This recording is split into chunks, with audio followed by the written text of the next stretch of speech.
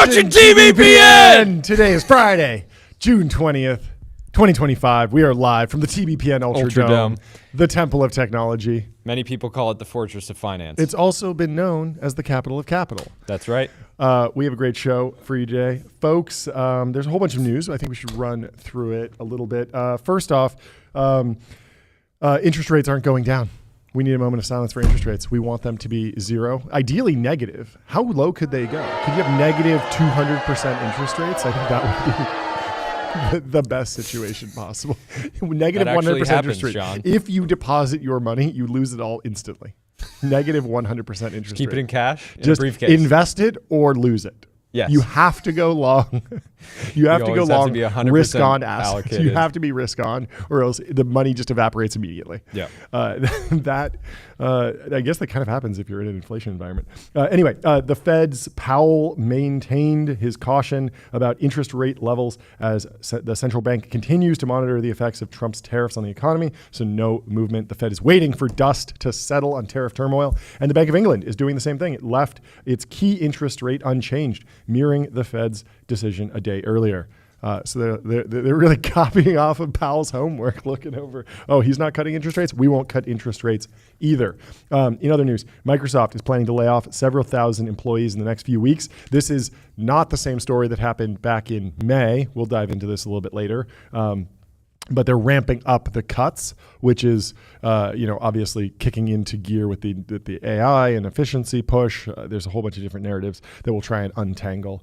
Also, a firm is starting to sell consumer loans from their buy now, pay later program to larger investment firms like Prudential. So Prudential is buying $500 million of these packaged loans from a firm. So interesting there. And then in other news, Social Security could become unable to pay full retirement and disability benefits in 2034, a year earlier than previously reported. That I don't even know why that's news. It doesn't matter. AGI is coming in just a few years, and none of this will matter. Also, Trump gave TikTok another 90-day reprieve. Not again. Follow us on TikTok if you're on TikTok for some reason. We are trying to grow on that platform because you got to hedge and we got to be everywhere. Well, we just don't think we'll be able to make a good case for taking it over if we have zero presence. Exactly. There. We have to understand, know thy enemy. Yeah. I got some insight from our fintech correspondent, Aaron Frank, over at Lightspeed Venture Partners. He flagged that Chris Waller, a member of the Federal Reserve Board of the United States, was on CNBC today. It was unscheduled. It's pretty uncharacteristic, but he came out and was basically signaling that they're going to drop rates most likely in July, the next cycle. And this is news from a venture capitalist that told you this. A venture capitalist is saying that rates are going to drop. Yes, and we love to hear that. Yeah, amazing. We love to hear that. Yes. But yeah, this was apparently went out this morning, Very and okay. Not super traditional to break ranks like that. The biggest news that obviously everyone is tracking is Meta. We got to cover this. Everyone's been focused on Meta. The story, of course, is about Andrew Bosworth's $45 million house. So let's dig into that. Absolutely hit the mansion section of the journal this which morning. we have a signed copy of, by the way, because the photographer who has shot for the mansion section was in the studio today. and we got his signature. We got his signature on the mansion section. We need a close-up cam. Can I put that on the printer cam?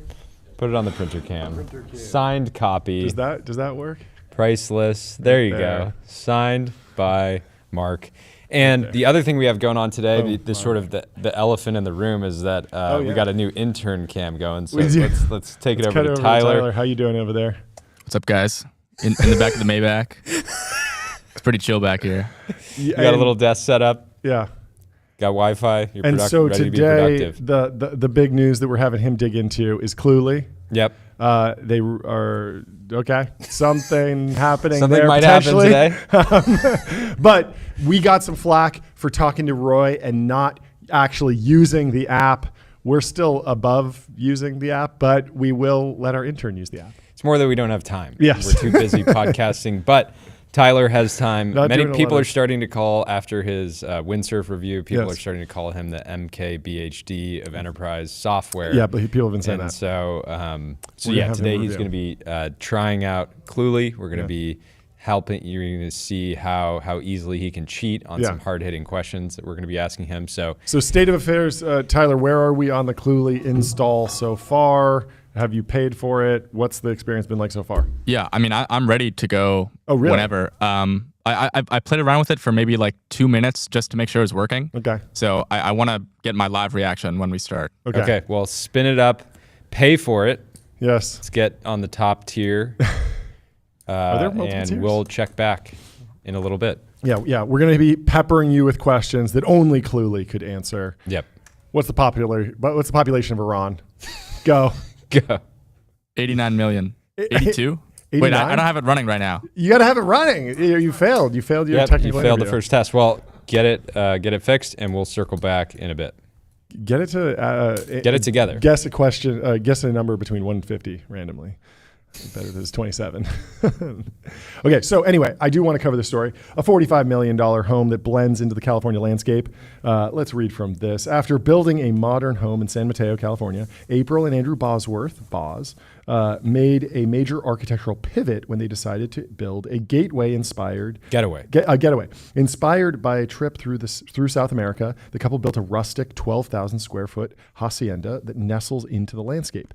The vacation home, which they call Estancia Madera. Estancia Madera. That's a great name. You got to name your house. It's like you know you've made it when you have a name when your estate has a name. Yes, it's great. Is in the Santa Lucia Preserve, a former working cattle ranch that is now a gated community between California's Carmel Valley and Carmel by the Sea. While a large portion of the 20,000-acre preserve's rolling meadows and hills is a conservation area, the community also has almost 300 home sites and amenities like a golf course, clubhouse, and guest lodging. Lovely. It is where the couple got married in 2012 and purchased 65 acres the following year. That's amazing. It's long been a dream of ours to build on this piece of land, Boz says, but we had a lot of things to do. Our jobs, building our family, building our house in San Mateo. Yeah. So we just let it sit, but we would go down to the preserve whenever we could. So cool. The preserve is about a 2-hour drive from San Mateo, where their 2 children go to school. It is also close to 2 of Meta's campuses, where Boz, 43, is the chief technology officer. He joined Facebook in 2006, 2 years after graduating from Harvard. Wow, he's a lifer. What a badass. April 46 was a physical therapist before the children were born. And then we're flipping over to other meta news, and we'll go back to this. Meta apparently tried to buy Ilya Sutskever's company for $32 billion. Oh, we should definitely be ringing the gong for Boz's $45 million home. That makes a ton of sense. There you go. I'll do the honors. Clean hit.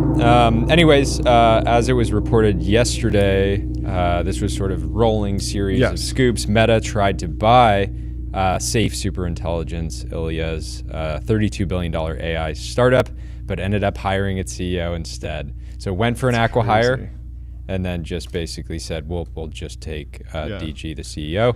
Apparently, allegedly, the price that had been offered or thrown around was $32 billion, which was their last valuation. Yep.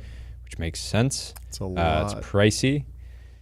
But yeah, I mean, it's the current price, right? Isn't that the current preferred price? Yeah. I mean, that's the valuation of the company, and so. Well, the preferred would have gotten a 1x either way, right? Like they would have just gotten their money back. Oh, really? Yeah, right? I guess you're right. It wouldn't have mattered, even if they'd sold for $10 billion. It wouldn't have mattered. But Swix came in here and said, lest I be mistaken for a hype beast, I believe that Ilya saying no to Zuck was a mistake. Understandable given the OpenAI history, but still a mistake. And he's posting a screenshot here. He probably should have said yes, TBH. Why do you say that? SSI alone, not a threat. Meta alone, not a threat. SSI plus Meta, okay, we're cooking.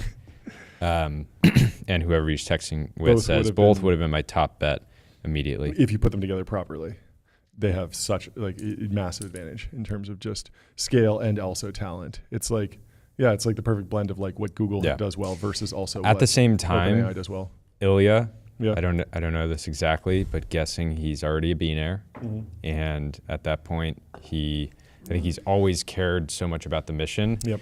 The idea of SSI going to Meta, where they would inevitably be working on things like ads and entertainment and companionship and these things that are important, but on a different path potentially than true super intelligence. Yeah.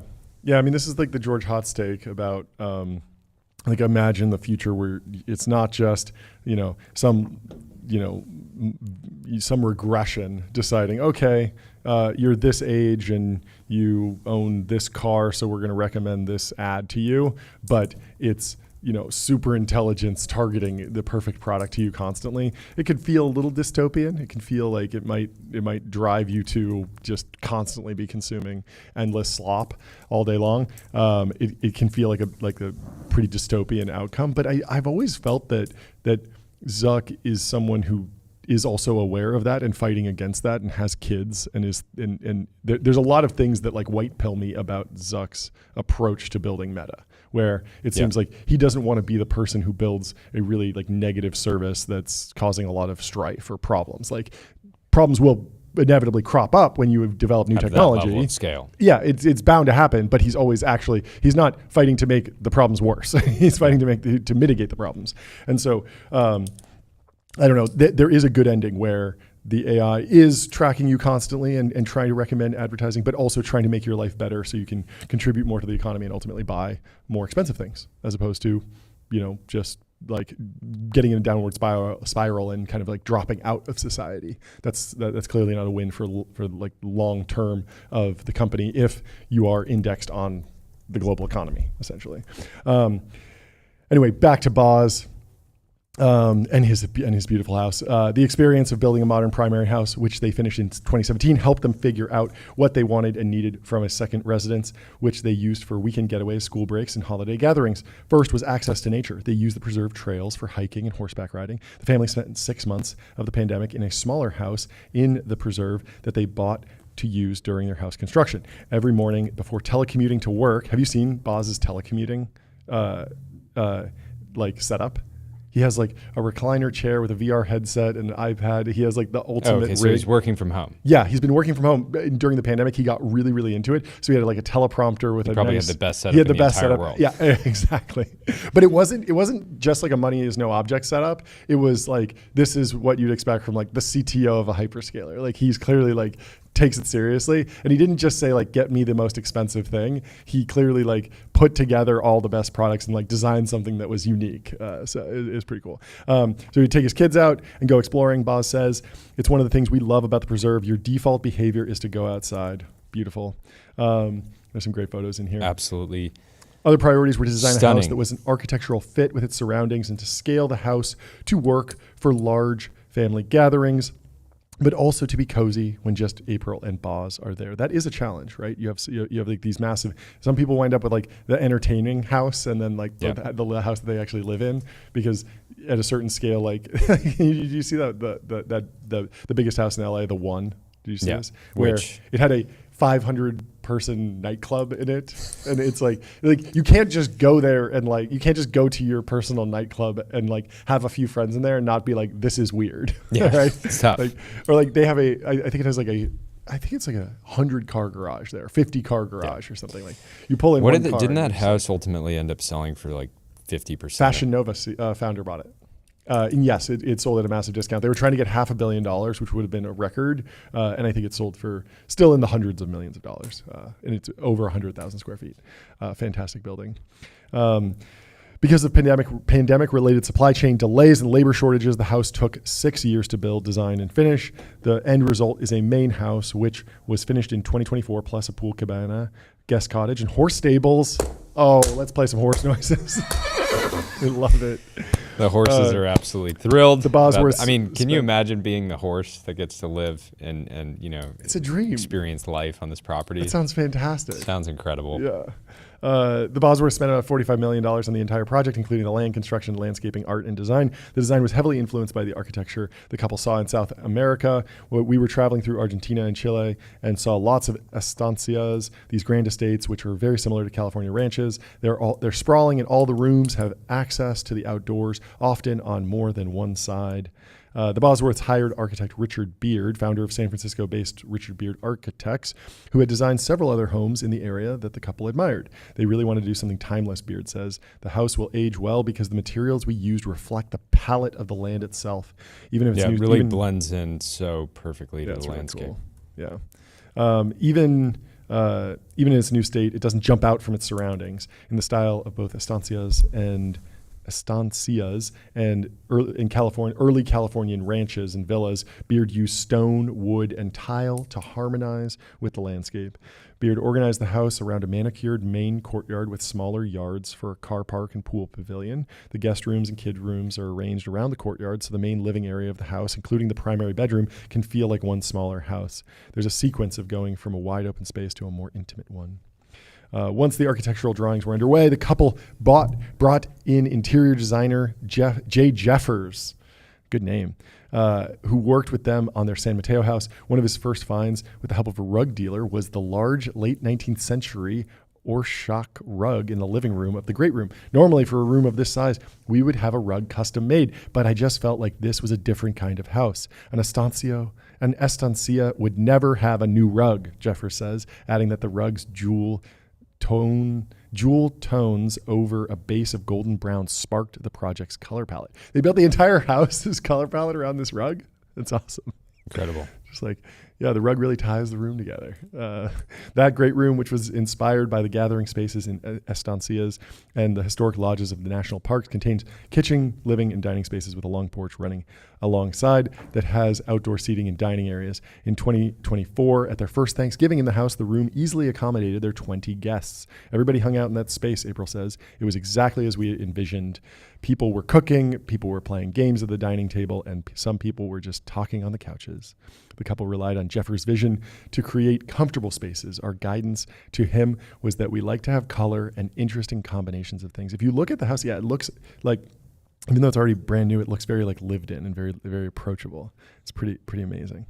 Anyway, we have some massive breaking trade deal news, some personnel news. We haven't done a personnel news section in a while. But Derek Thompson is leaving the Atlantic after almost 17 years and moving to Substack.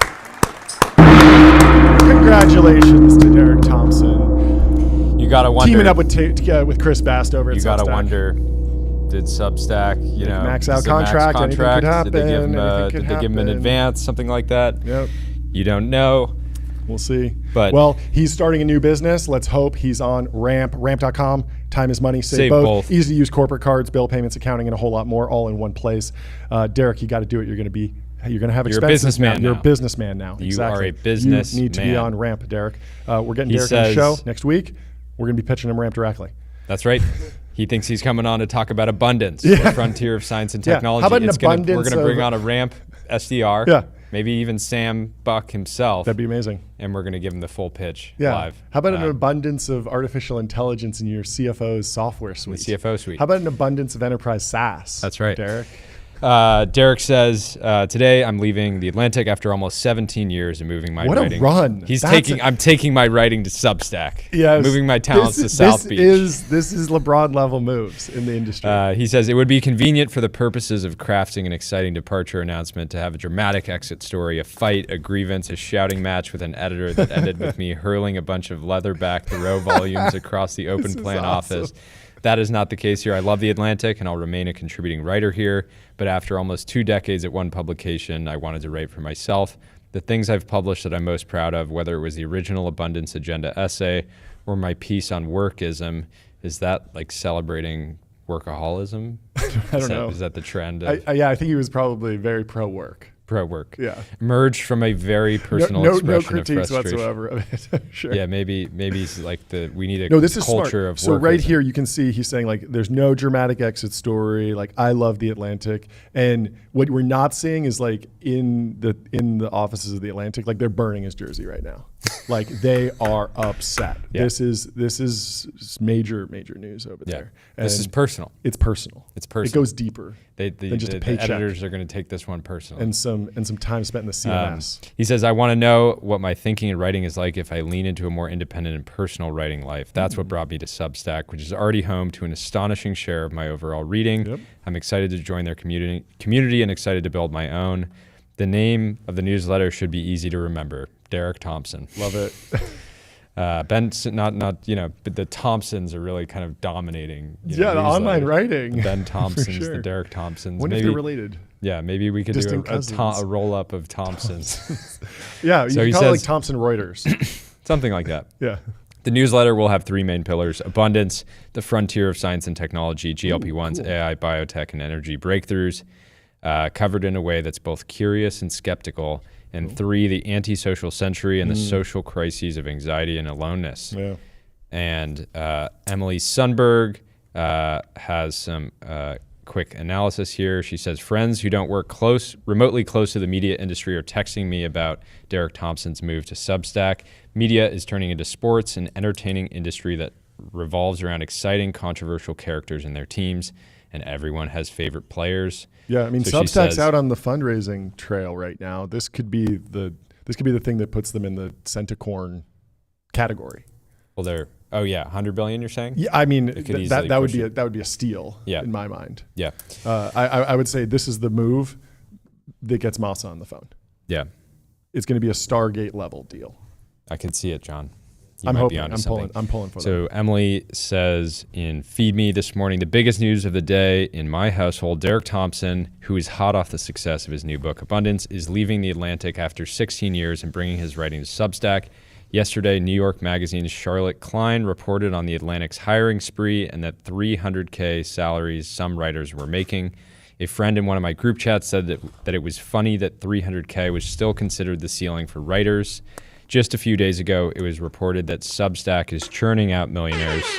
You know what else is funny? Friends who don't work remotely close to the media industry are texting me about the Derek Thompson news. Mm-hmm. Media is turning into sports, which I just covered. Let's go. We're all walking around with an inbox full of our favorite players. If you're a media operator, you should not be taking a summer Friday today. Calling them out. You should be having an emergency meeting about talent retention when signing with Substack is always an option. One retention strategy is obviously having insurance and benefits, which still beats Substack in some ways. Another is to let writers play in new formats like newsletters and video. So I don't think this has been happening as much recently, but it was being reported in the last few years that Substack would actually give writers an advance and basically say, like, we're going to give you $500K. Maxed out contract. Yeah. You're going to pay that back over time as a revenue share, but it'll help you kind of like get on your feet and really get going. So exciting to follow. Should we see, does he already have paid subs up? He better. It would be a total miss. How is the brand design looking? Because I have some more recommendations for Derek.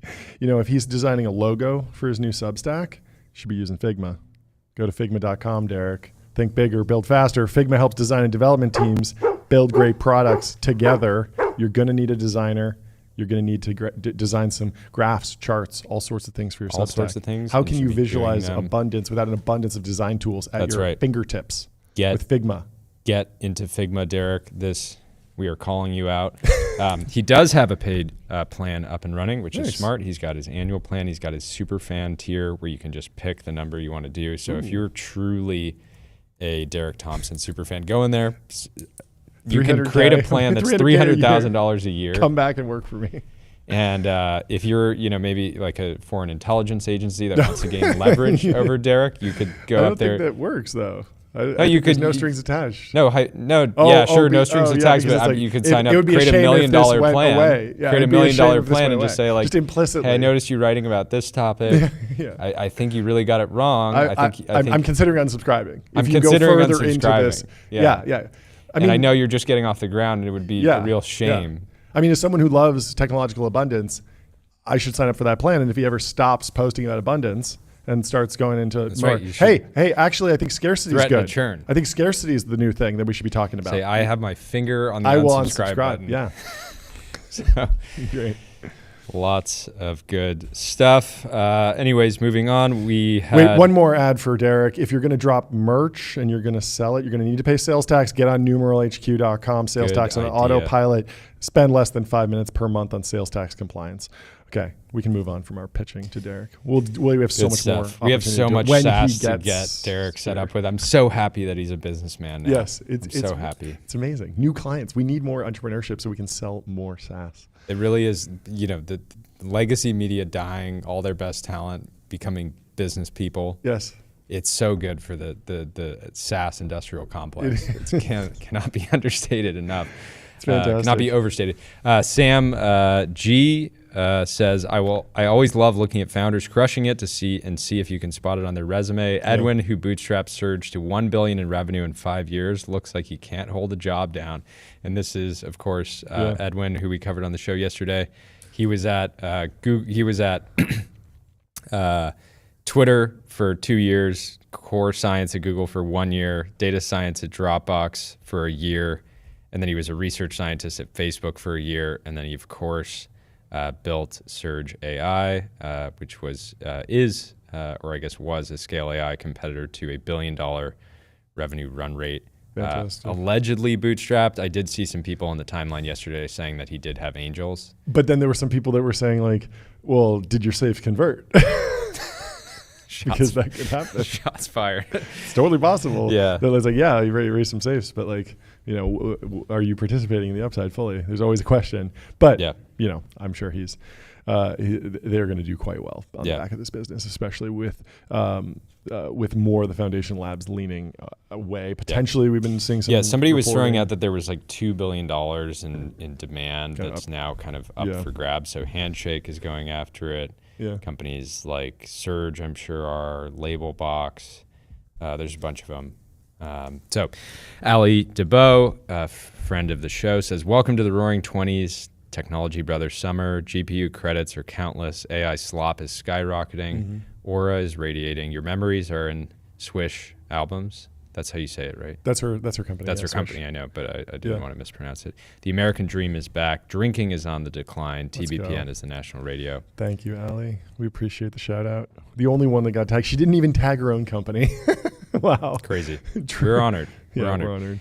Anna says the most important trend of the next decade, the average 21-year-old Silicon Valley founder is no longer driven by greed, Ellison, or idealism, Jobs. They're driven by fame.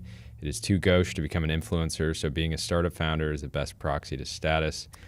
Clear shots at our guest today, potentially. At our guest today. Firing shots. Have we announced our guest today yet? Who we're having on? I don't think so. Okay. We probably should. Should we? I don't know. I mean, maybe we wait a second, but okay. I would say like this is... Because the breaking news printer is ready to go. It is a new era that we're in, that young founders like Gustus DeRico can become micro celebrities by building hard tech companies or any type of company really.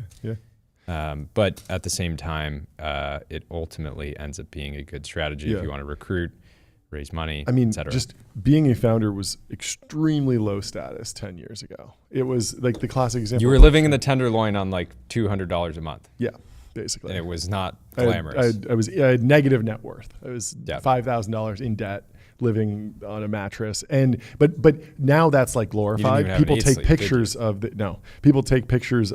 the mattress on the floor, and they're like, I'm just like Steve Jobs or whatever. Meanwhile, they have $5 million seed funding in the bank. It's kind of stolen there's a little bit of stolen valor, a little bit of LARP there.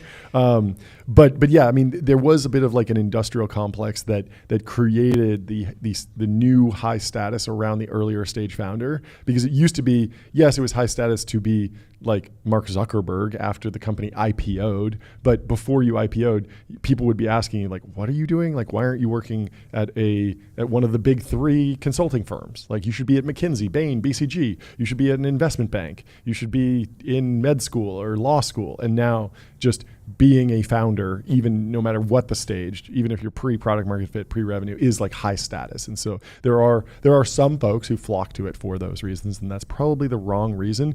But it is odd because you can be, I mean, the unsaid part here is that she's alleging that Larry Ellison is driven by greed. I don't know how true that is, but it's clearly worked. It's clearly worked. Yeah. Like he's created a great company and he's been successful. And then Jobs is driven by idealism, and it worked. And so the question is like, can you be driven by fame, and can it work? Like, I don't know. We're about to find out. Like it feels like the other thing is it's not fun knows? To be famous for being a loser. So if you have early fame or attention, you have to convert that into success. Otherwise, you know, you won't be taken seriously on a long enough time horizon. Yeah, so. It hasn't really happened before necessarily. I mean, we've seen famous people start companies that have done quite well. We've seen people become celebrities in the process of building their companies, more or less. I mean, I'd put like Palmer Luckey in that category where he's kind of become a celebrity on the Two back of the most famous building. People in the world are technology entrepreneurs. Donald Trump. Yes. Social media network. Yes. Truth Social. Crypto entrepreneur as well. IPO'd his company in almost record time. Yeah. And then obviously Elon. Yeah. Well, I mean, Elon is like a legit celebrity. Yeah. He did SNL. Like, that's crazy. I mean, Trump did too. So. But everyone's a founder.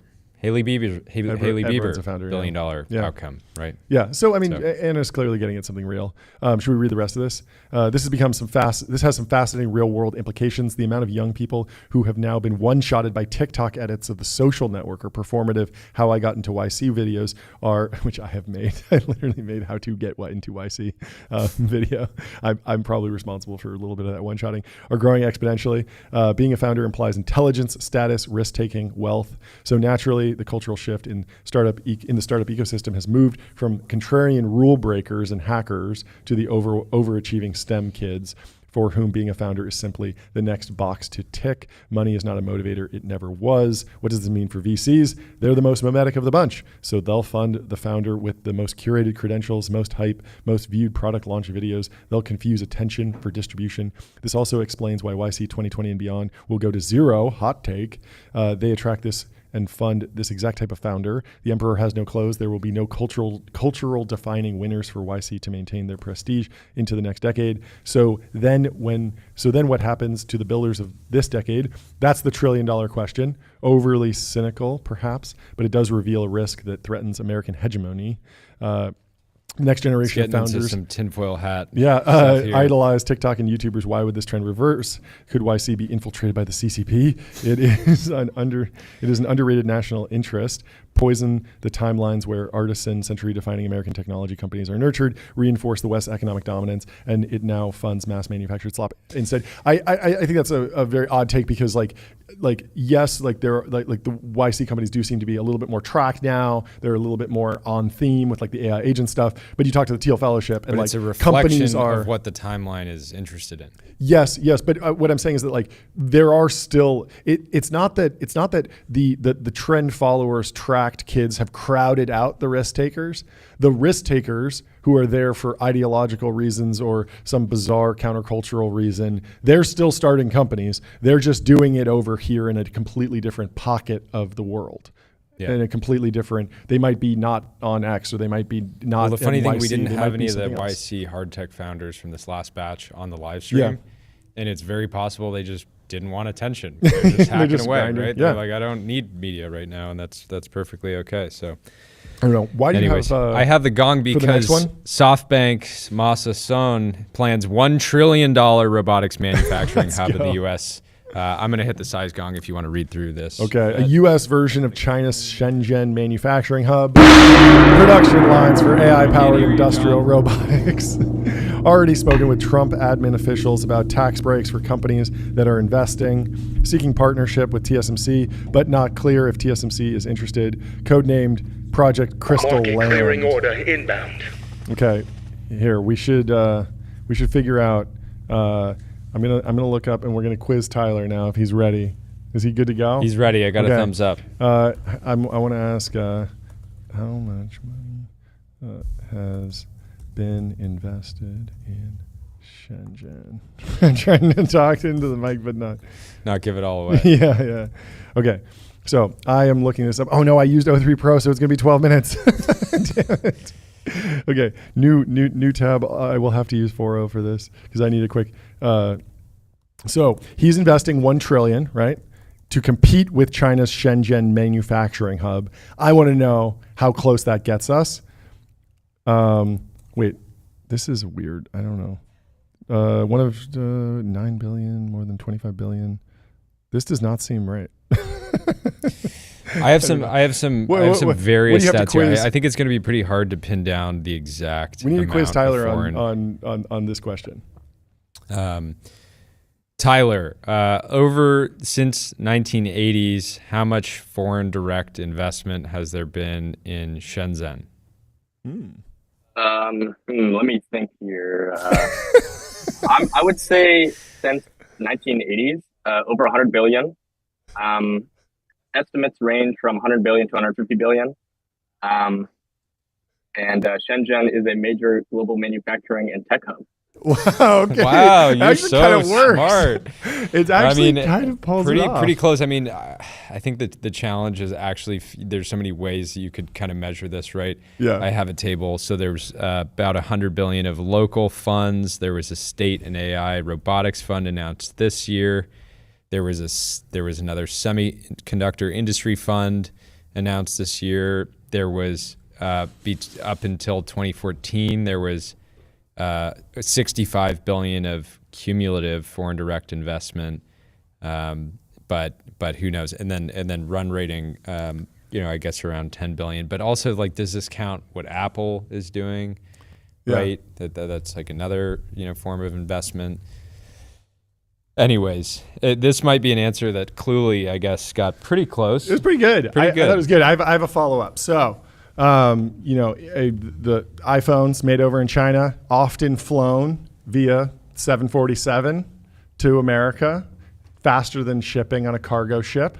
How many iPhones fit inside of a 747? All right. Let me think here. I would say about 2 to 3 million in a 747. So 747 max payload is about 140,000 kilograms. Okay. Each iPhone box is about half a kilogram. Okay. So I would say, a practical range of iPhones is probably 1.5 to 2.5 per flight. But obviously it depends on, packaging, pallets, cargo layout, all that kind of stuff. That's pretty good. I mean, ChatGPT here has 9.6 million, but I think that's including like every inch of the plane, including like the passenger portion. It's very possible that Clulee I think that's is more accurate, actually. I think that might be more accurate. Is Clulee goated? It might be. We'll have to ask Roy, who's coming on the show later today. Yeah, but this is I'm impressed so yeah, far. the ChatGPT estimate had the usable internal volume as passenger plus cargo, and it feels like you used just the cargo number. Is that correct? I believe, yes. I think so.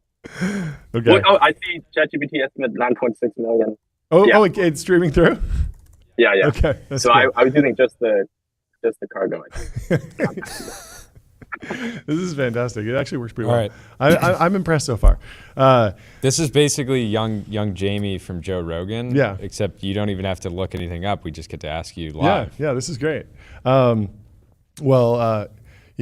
Clulee's dealing with a lot of personal data. They're going to need to put rigorous compliance practices in place. They're going to need to go to Vanta.com, automate compliance, manage risk, prove trust continuously. Vanta's trust management platform takes the manual work out of your security and compliance process and replaces it with continuous automation, whether you're pursuing your first framework or managing a complex program. We actually should put Roy in the hot seat and make sure that he is on Vanta, because I would feel a lot better with knowing that Tyler is using Clulee in our office. Yeah, if they were on Vanta, for sure. Yeah, we'll get them to switch for sure. Fully certified.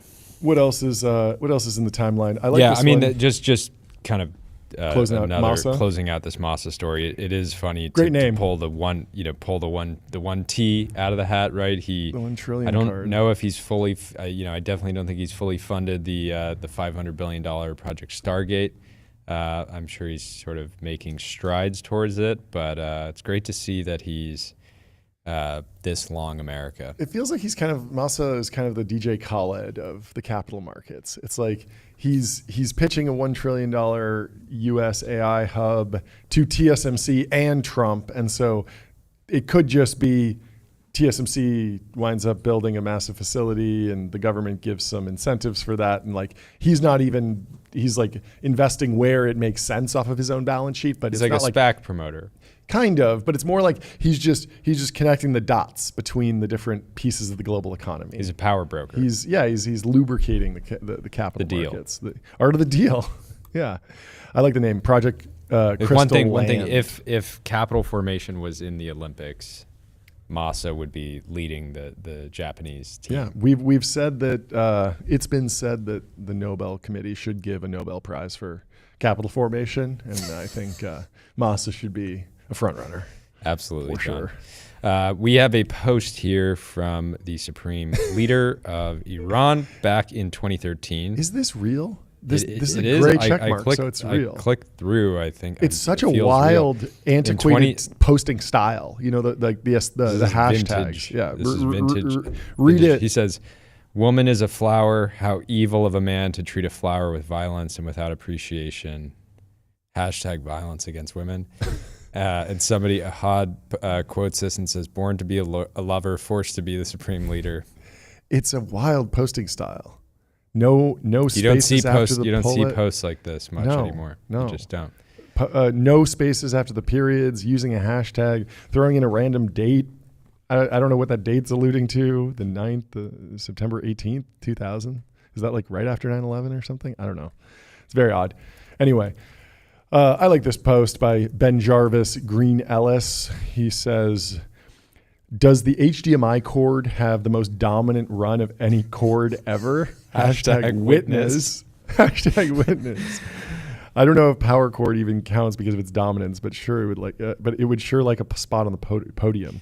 Power this cord guy is like says, commissioner of the league, controls Kwame all. says Type C is on a Braun-esque run right now. The GOAT debate will start in 3 to 4 years. That's true. But the HDMI cord has been around for like 20 years and it's just been reliable. And actually it gets upgraded pretty regularly, but they don't need to change the actual shape of it. So you don't notice it's not nearly as annoying.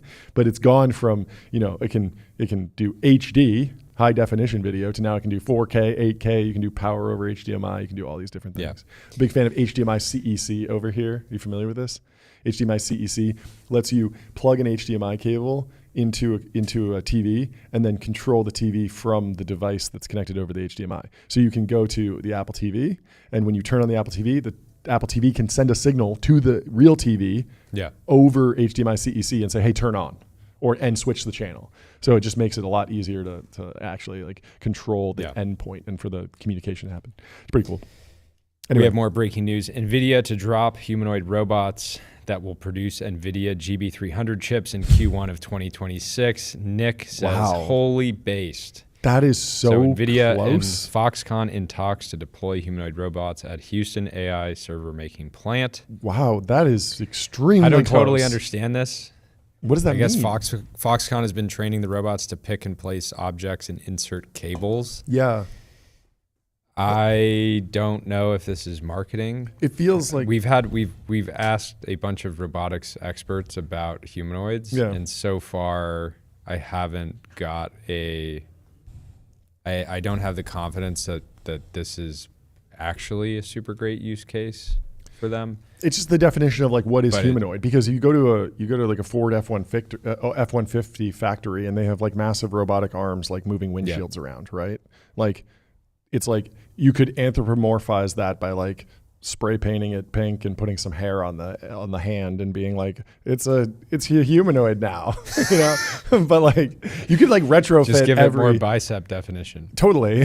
I mean, like Amazon has like tons of robots sliding around. You could put googly eyes on them and be like they're humanoids now, and you maybe get like a stock bump.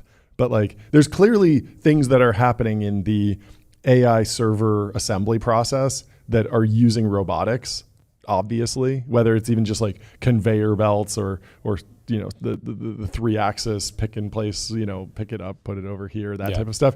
Just going to humanoids is just, it's like, well, will it have 5 fingers or will it have just a grabber? Will it have legs or will it have wheels? Like it could just be sitting there, because for a lot of these pick and place jobs, you can just have the humanoid sit there with a single arm mounted to the ground because the stuff comes to it. And so then you're just kind of in we're in the arm business now. It feels like it's a little bit wrapped in marketing lingo, but still cool that more companies are making humanoids, because it does seem like a cool form factor that hopefully people will break through and get there. And this seems like, a step in the right direction in the sense that it's a very defined task. I think when people think humanoids, they think my new Turing test is humanoid robotics will be here, and when they can put up a 6-minute Nürburgring time in a manual. Yeah, gated manual. In a gated manual.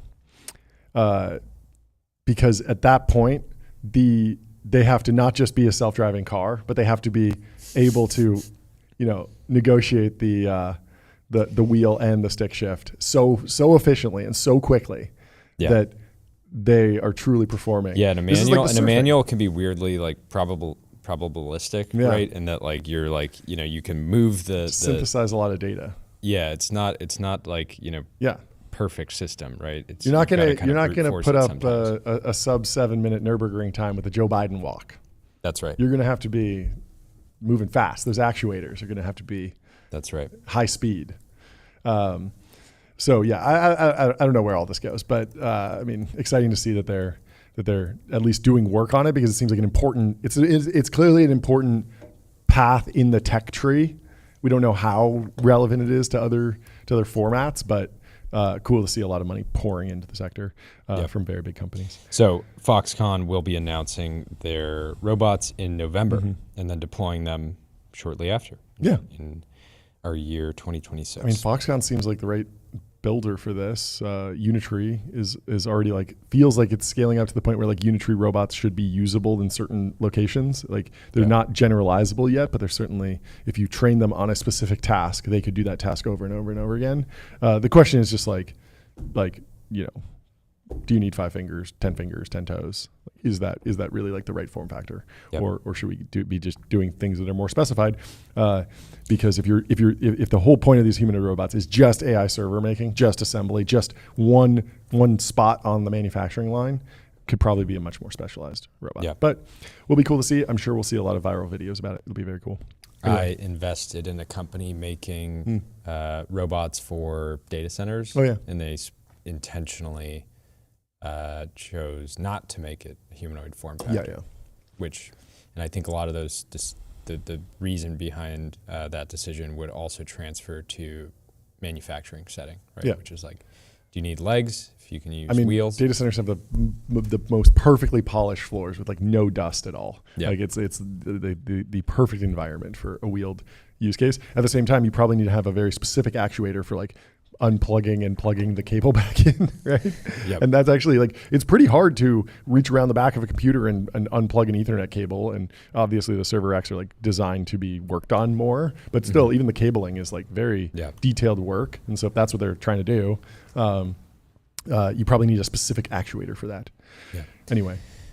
At Boring Biz says, today I learned that Meta's CFO and CRO share the same corporate and personal budget. It's fun. So Meta's chief financial officer, Susan Lee, is married to the company's chief revenue officer, John Hedgeman. Yeah, that's amazing. Pretty cool. Just top line and bottom line handled by the same family. Yep. It's amazing. CFO, GF, CRO, BF. That's great. Very cool. Well, if he's the chief revenue officer, you got to get on ADIO, Customer Relationship Magic. ADIO is the AI native CRM that builds and scales and grows your company to the next level. Get on ADIO, ADIO.com, ATTIO.com. Check them out. Let's go to Arvind. He says, I find the story of AI in radiology fascinating. Of course, Hinton's prediction was wrong with a star. Jeffrey Hinton famously predicted, stop training radiologists. All radiologists do, in his estimation, was look at images of potential cancer spots, which computer vision could do better. But that didn't happen, and there's still radiologists have jobs. And so what's going on? And so Arvind says, tech advances don't automatically and straightforwardly cause job displacement. That's not the interesting part, though. Radiology has embraced AI enthusiastically, and the labor force is growing nonetheless. The augmentation, not automation effect of AI is despite the fact that, as far as I can tell, there is no identified task at which human radiologists beat AI. So maybe the jobs are bundles of tasks model in labor economics is incomplete. Paraphrasing something Mel Mitchell pointed out to me, if you define jobs in terms of tasks, maybe you're actually defining away the most nuanced and hardest to automate aspects of jobs, which are the boundaries between tasks. Can you break up your own job into a set of well-defined tasks such that if each of them is automated, your job as a whole can be automated? I suspect that most people will say no. But when we think about other people's jobs, that we don't understand as well as our own, the task model seems plausible because we don't appreciate all the nuances. If this is correct, it is irrelevant how good AI gets at task-based capability benchmarks. If you need to specify things precisely enough to be amenable to benchmarking, you will necessarily miss the fact that the lack of precise specification is often what makes jobs messy and complex in the first place. So benchmarks can tell us very little about automation versus augmentation. And this is the star. Hinton insists that he was directionally correct, but merely wrong in terms of timing. This is a classic Mott and Bailey retreat of forecasters who get it wrong. It has the benefit of being unfalsifiable. It's always possible to claim that we simply haven't waited long enough for the claimed prediction to come true. Interesting. And this is from a New York Times article. Your AI radiologist will not be with you soon. Experts predicted that artificial intelligence would steal radiology jobs, but at the Mayo Clinic, the technology has been more friend than foe. And Andre Karpathy chimes in. He says, very interesting to think about. Job equals bundle of tasks plus glue. Probably a bunch of other variables involved, e.g. the number of tasks, how long each task is, e.g. Meter-like notion of task length roughly equals difficulty, how contextual it is, how high reliability it needs, whether it can be done fully digitally. Not sure what the state of the art is in trying to think this through and chart the impact of AI on labor markets so far. E.g., I was curious to look for radiologists, and if I'm getting this right, the U.S. Bureau of Labor Statistics cites 29,530 U.S. radiologists in 2021, and then up to, and let's go to Tyler, how many radiologists does the U.S. Bureau of Labor Statistics claim there have been in 2023? Okay, come back to me in 30 seconds. Okay. We'll be back. I think he's working, and so when I just hit him with random questions, it's not quite great. He's not in the Zoom, so Clulee's not running. Oh, okay, he's not in the Zoom. Okay, well, yeah. That was your first mistake, Tyler. Yeah, no, always keep Clulee on. Always keep Clulee on. Does Clulee have the ability to just prompt it directly, or do you have to be on a Zoom? No, you don't have to be on Zoom. You can do it on the website. You can just prompt it. It looks like almost just like the ChatGPT interface. Sure. But you can also just pull audio just from in person. Like if I was sitting across from you, it'd be fine. I'm not sure to be able to hear you from in the car. Yeah. But yeah, it doesn't have I'll get back on the Zoom. Okay. Well, we'll come back to you with that. The audience will have to wait to find out how many radiologists we have. Everyone's waiting with bated breath. Everyone wants to know. Well, let's tell you about Linear. Okay. Linear is a purpose-built tool for planning and building products. Meet the system for modern software development, streamline issues, projects, and product roadmaps. If you're building Clulee, get on Linear.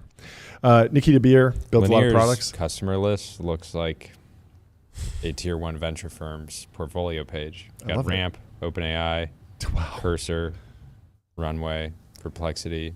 I normally make the joke of like the next, when we talk to Sam Altman, we're going to pitch him Linear, but Boom, it's like, Aerospace. too late. Wow, Boom is on there too. That's cool. Yeah. I always make jokes about like using Linear for other stuff, and you're like, no, it's just for software. And look at Boom. They're using it for everything. It's fantastic. Yeah. Anyway, let's Tyler, what do you got? Tyler. The question Radiologist is expert. We're interviewing you for a job as a data analyst, covering radiology. Yes. So the question is, how many radiologists does the U.S. Bureau of Labor Statistics claim exist in the United States in 2023?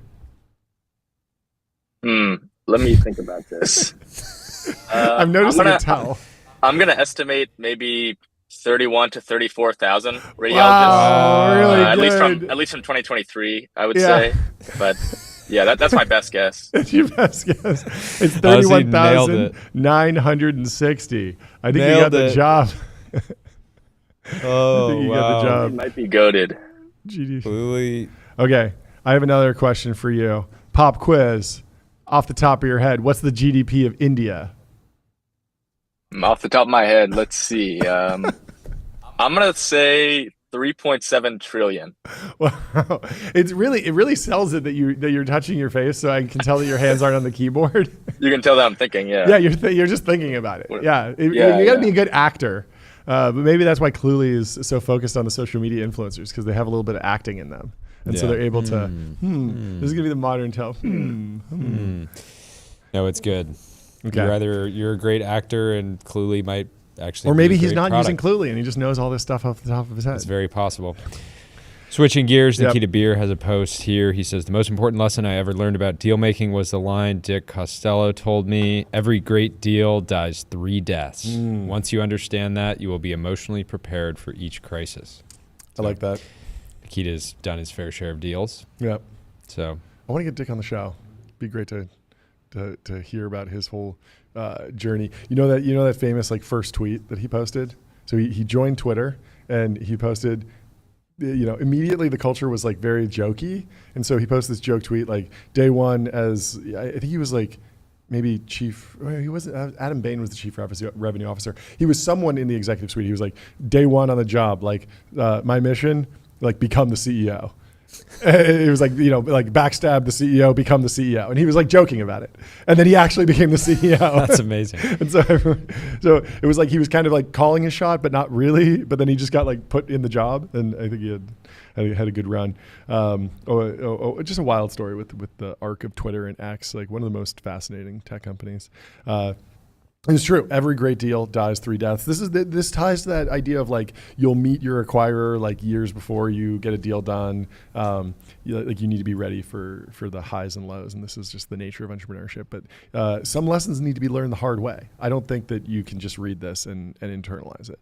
I think that like you have to go on the emotional roller coaster before.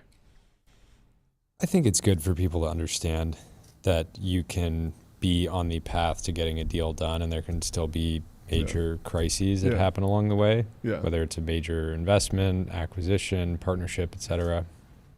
I just think that's something like unique about entrepreneurship is this idea of like the emotional roller coaster, the high highs and the low lows. Like it's a higher variability job than anything else. And because you just feel all the sways and all the swings of what's going on in the business. And there's always something that's good. There's always something that's bad, but you internalize it so much more as the founder. I don't know. Yeah. Anyway, Sarah Guo, friend of the show, says the AI leapfrog effect is quietly transforming sectors historically slow to adopt technology. Legal, healthcare, logistics. We've been seeing a ton of startups in those categories come through the show with often massive fundraising rounds to announce. They're not merely catching up, they're vaulting ahead. Traditionally, automation in these industries was blocked by high barriers, expensive software, difficult integrations, ambiguous ROI. The business math rarely worked. Large language models, code generation, MCP, and computer use agents have fundamentally shifted the economics. Suddenly, automation is affordable, fast, and obviously valuable. Examples emerging everywhere. Harvey in legal, latent health, and open evidence in healthcare. Sola AI in logistics. Haven't talked to them. Would be interested to get to know them. Each providing rapid, tangible productivity gains. Crucially, every industry, even the slowest, is filled with motivated, tech-hungry end users ready to drive adoption. Founders who overlook these sectors risk missing something of the decade's best opportunities. What other areas with poor priors deserve another look? Insurance, education. Oh, she's on the hunt for the next Harvey. She wants vertical SaaS. She's looking for ideas. On the hunt. She's on the hunt. Love it. I don't know. Do you have anything on the top of your mind?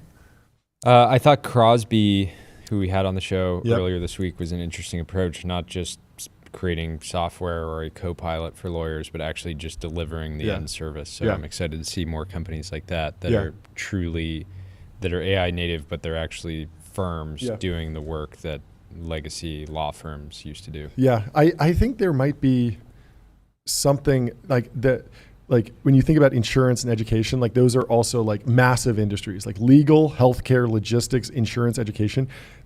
There's something interesting going on that I want to dig into deeper around these like incredibly niche industries. I talked to an investor this morning who does growth equity deals and often and some control deals as well in much smaller markets where it's easier to underwrite to a 2x, but it's harder to underwrite to a 100x. So less in like the venture moonshot category, and PE. More in the traditional PE, but still with like a venture lens. And with like a tech focused lens. And so one of the examples he gave me was a company that does software for chambers of commerce.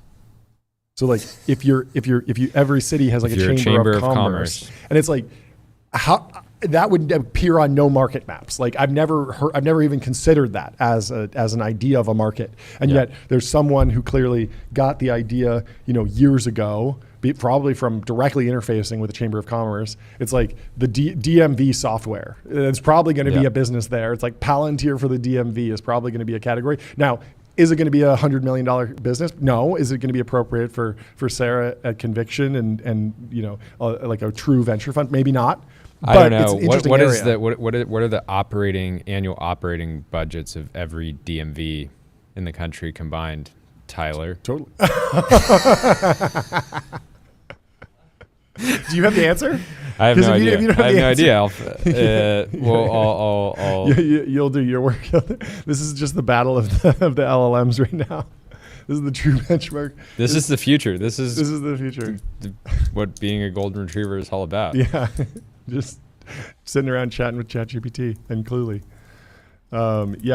Let's find out how big of a market is DMV budgets. Wait, what was the number? How much is spent on all the DMVs in America in a year? What's the annual budget of all the DMVs in America combined? How much do they spend? Because a lot of that's probably on personnel, but maybe we can automate some of that away. Is that the idea? Yeah. Okay. So we're racing. Tyler, do we have a number? I think you're on mute. Technical difficulties. You got the mute button. Well, look, I'll give you the California DMV is $1.5 billion a year. Yeah, so you could Palantir for DMVs. You get in there, you start shaking things up. Take 10% of that. You do that a couple more times. You get a couple $100 million revenue business. Not bad. Anyways, Tyler, you're free to do some real work now. So we will come back to you later.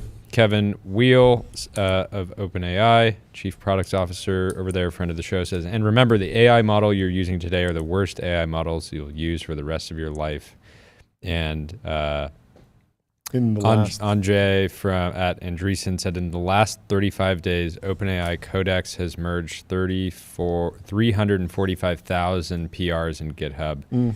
AI is eating software engineering. So cool to see. That's so many compared to the other coding agents.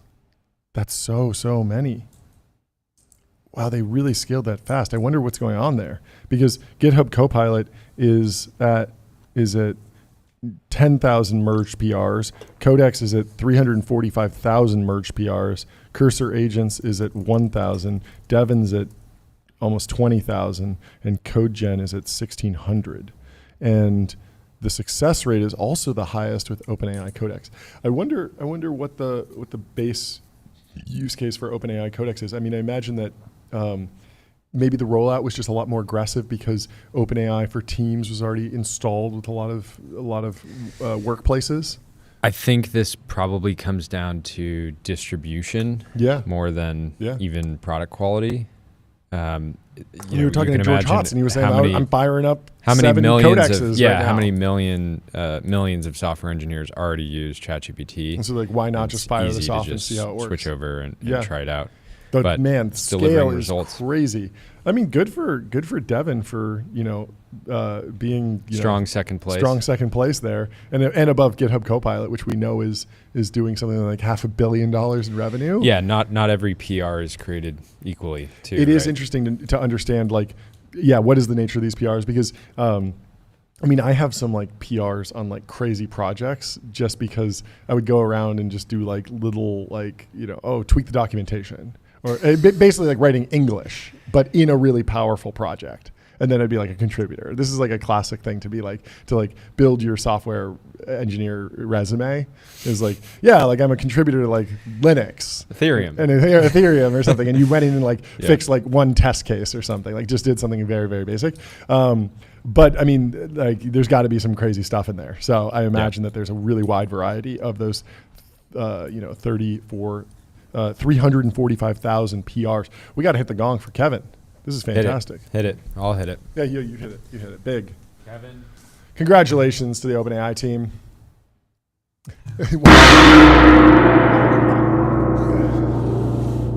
2 hands that time. Maybe on Monday we can get Tyler to do a review of OpenAI Codex. That would be interesting. I want to know how Tyler reviews that. Tyler, you got something for us? This shot's amazing. Technical difficulties. Back to the timeline. Max Meyer says, I regret to inform you that the outrageously priced Apple Studio display is the best monitor I have ever owned, and it isn't close. Now I can't go back. I agree. You've used one of these? Yes. I've never used one of these. Is that not what we have right here? No. So those are wait. So this is interesting because he's using the wrong term, I think. So the Apple Studio display, yes, that's the one we have, but it's the Apple Pro Display XDR that's the outrageously priced one. I wonder which one he's talking about because Apple has two. The Studio display is like kind of expensive, but it's like $1,500. The Apple Pro XDR is $5K. Yeah, that's the one that I think of as like extremely expensive, and it's also weird because it's like a decade old at this point. And they haven't still updated, fantastic. but it's still fantastic. You have the Pro Display XDR, right? It has like the cheese grater in the back, right? Yeah. That one's known to be amazing. What's interesting is that they just haven't revised it. I would have expected them to be like, now it's 8K, now it's even better. Like they just kind of nailed it out of the gate, and people are still posting videos like that's what I'm saying. 5 years can't later. They just make a television. TV. I know. Just scale it up. Please. Like the technology. Like I was at a soccer game yesterday, and there was an ad for a Hisense TV that's 100 inches, and I'm pretty sure it's like a couple grand. How much is that? Maybe we should ask Tyler, but we'll see. Tyler needs to use Cluli to figure out. I'm on. Oh no! I think we got a feedback loop here. Can we hear you? How much is the Hisense 100-inch TV cost? Hisense. Let me think. I'm gonna say typically I would say around $3,000 to $5,000. Obviously, price varies by region and model. Okay. This sounds so natural. 100-inch. Yeah. I think Apple should do it. Do it. It'd be great. Tim, do it. 100 inches would be a good like differentiator too, because a lot of brands they 55, 65, 75. It's gotten all confusing. It was just like if you're going with Apple, you're getting a 100-inch TV. Boom. Yeah, and it's just amazing quality. Yeah. Anyway, Dwarkesh has a post. People underrate how big a bottleneck inference compute will be, especially if you have short timelines. There's currently about 10 million H100 equivalents in the world. By some estimates, the human brain has the same flops as an H100, so even if we could train an AGI that is as inference efficient as humans, we couldn't sustain a very large population of AIs. Not to mention that a large fraction of AI compute will continue to be used for training, not inference. And while AI compute has been growing 2.25x so far, by 2028, you'd be pushed against TSMC's overall wafer production limits, which grows 1.25x according to AI 2027 compute forecast. Pretty interesting chart we have here, but my volume rocker got screenshotted in here by accident. I guess I must have been adjusting the volume. Cue the O Leonard laser eyes meme. I don't know. Yeah, people have been debating this back and forth in our group chat about are we going to be energy constrained? Are we going to be data centers being overbuilt? Are we going to be GPU constrained, or are we going to be idea constrained, as Mike put it yesterday? Yeah. I don't know. Well, I keep coming back to the Ray Kurzweil timelines. Like Ray Kurzweil has the singularity in 2035. It's possible to be inference compute constrained, but still not have the ideas that get us to super intelligence or AGI, depending on your definition. Yeah. So he said Kurzweil says AGI by 2029.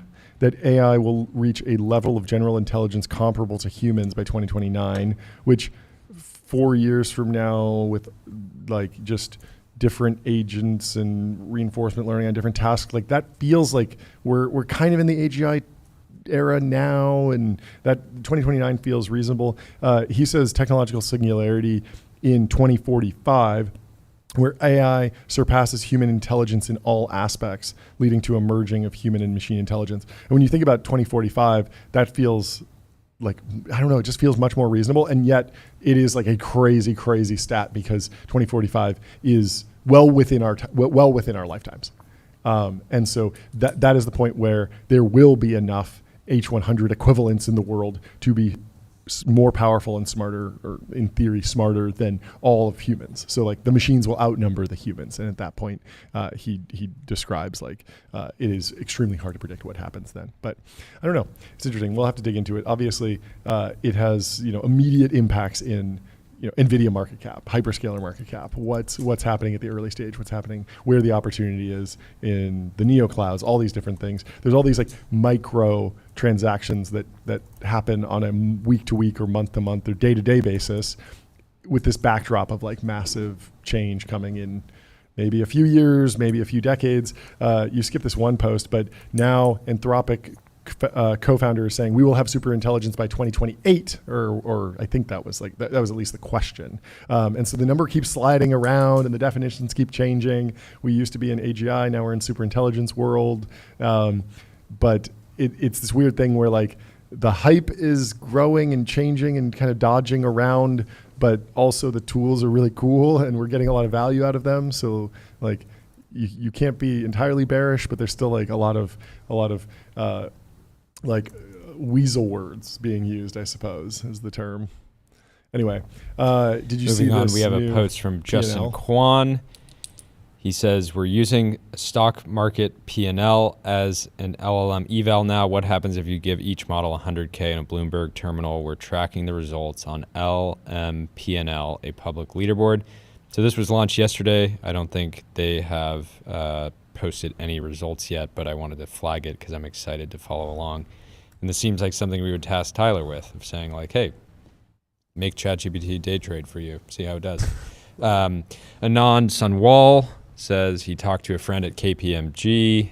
She said they're dramatically reducing fresh grad hiring because AI does it faster, better already, gradually, and then suddenly. And anyways, thought this was an interesting anecdote and something that I'm sure will start showing up in the data. And we have a post here from... Do we know where he got the money from?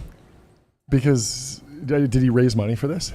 Because I feel like 100K for each model, like there's a new model every day. And so you're quickly also 100K feels high. There's some breaking news. We got some breaking news. We got the breaking news. Andreessen Horowitz has invested in Clulee. This was alluded to on the timeline. There were some rumors floating around. Bryan Kim has led an investment in Clulee, a Series A. He says, what if breaking the rules was the unlock? We're excited to announce our investment in Clulee, an AI-powered desktop assistant that delivers real-time support during everyday moments, whether meetings, customer support calls, if you're an intern live on TBPN, project brainstorming sessions, or collaborative tasks. You've almost certainly heard of Clulee's founder, Roy Lee, the mind behind viral stunts like Interview Coder, hiring 50 interns to fuel Clulee's content engine, and his infamous exit from Columbia University. While Roy's bold approach may seem outwardly controversial, behind the scenes, his moves are rooted in deliberate strategy and intentionality. So we will have on Bryan Kim and Roy Lee later on today's show, and I'm excited for them to break this down. So the rumors were true. It was pretty funny. There was an account that baited Arthur Rock in the DMs to confirm it. Yeah. And he said he made a deal or something? Or apparently Arthur had made a deal with Roy not to leak it or something like that. I feel like that's like what Roy would want. I feel like he would love a leak. I feel like he wants the virality and the attention. And he's clearly very intentional, right? Yeah, it's possible he had different plans for it. I mean, if they drop those they dropped a new video. Yeah, of course. You have to imagine it. We'll have to pull it up. We'll pull it up when he's coming on later. Great. Raj Veer has a post. He says, Sam is right. Paying $100 million for top talent destroys your culture. It's not how you attract the best people. And he shows a picture of OpenAI unites with Johnny Ive in $6.5 billion deal to create AI devices. So putting Sam in the truth zone, but there's narrative warfare happening right now, right? Well, we've talked about it before. Lots of folks on Wall Street also pulling in $100 million paydays. If you are trying to set yourself up for a career in finance or high finance, get on public.com. Investing for those who take it seriously. They got multi-asset investing industry-leading yields. They're trusted by millions. What else is in here? Why don't we sell hurricane names? It's free money for NOAA. I want to see headlines like Hurricane Capital One decimates Gulf Coast. Hurricane Eric makes landfall. This is hilarious. Wow, 89,000 likes. That's hilarious. That is resonated. Well, obviously, it's because it's a really bad thing. You don't want your brand associated with destruction. But maybe like they could do something with like the WWE or something, like, you know, hurricane, like. Yeah, you could see Iran sponsoring a hurricane that was causing widespread destruction in the U.S., but then that seems like there'd be a conflict. Hurricane Gravedigger but it's still bad. It's still just bad. Sad and like negative. I don't know. It's a very funny idea, but haters should sponsor hurricanes. You know, yeah, if it a should be like taking out a short at one of your enemies. Yeah, if you're taking out a short on a big company, name a hurricane. Because that would be really if a hurricane was coming or a fire was coming towards your home and your enemy had paid to name it after themselves. That would really hurt. That would get you. Yep. You'd be got. I say bail on the selling of hurricane names. If you want to do out-of-home advertising, just go to adquick.com. That's right. Out-of-home advertising made easy and measurable. Say goodbye to the headaches of out-of-home advertising. Only AdQuick combines technology, out-of-home expertise, and data to enable efficient, seamless ad buying across the globe. Get on AdQuick. Your brand will thank you. We're going to have Wade Foster on the show soon. Matthew Prince over at Cloudflare says, I did in fact say this, quote, I go to war every single day with the Chinese government, the Russian government, the Iranians, the North Koreans, probably Americans, the Israelis, all of them who are trying to hack into our customer sites. And you're telling me I can't stop some nerd with a C Corp in Palo Alto? Shots fired. Publishers facing existential threat from AI. Interesting. He's duking it out. I mean, Cloudflare is the CDN for the internet, and so obviously there's a lot of attacks that happen, and they have to fight them all off. Very fun. We have some news from HF0. How would you describe HF0? Is it incubator, accelerator, batch-led startup investment vehicle? Hacker House. We'll let Dave is going to pop on the show later today. Great. To talk about it, but they had a new batch this week. They call it the Moonshot batch.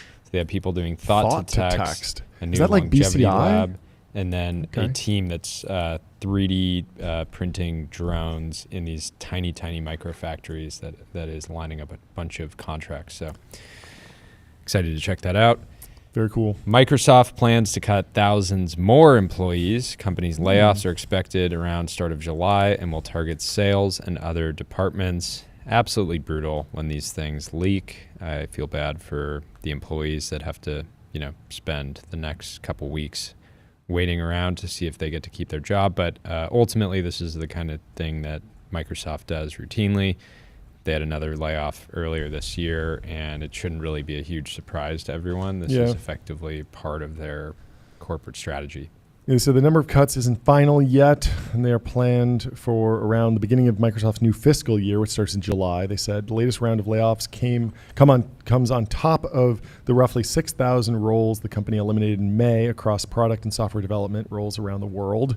Bloomberg earlier reported on the planned summer layoffs. Companies ranging from retailers to pharmaceuticals have begun drawing up plans to consolidate positions, looking to do more with leaner staffs, relying on technology for additional tasks. Andy Jassy said the company planned to reduce its workforce in the coming years because of increasing use of artificial intelligence will eliminate the need for certain roles. I mean, you have to imagine that, like, you could almost have the same narrative at Microsoft just around SaaS, right? It's like, if you have a massive organization that's just, categorizing paper receipts or something, like when software becomes more available, you can shift those resources around.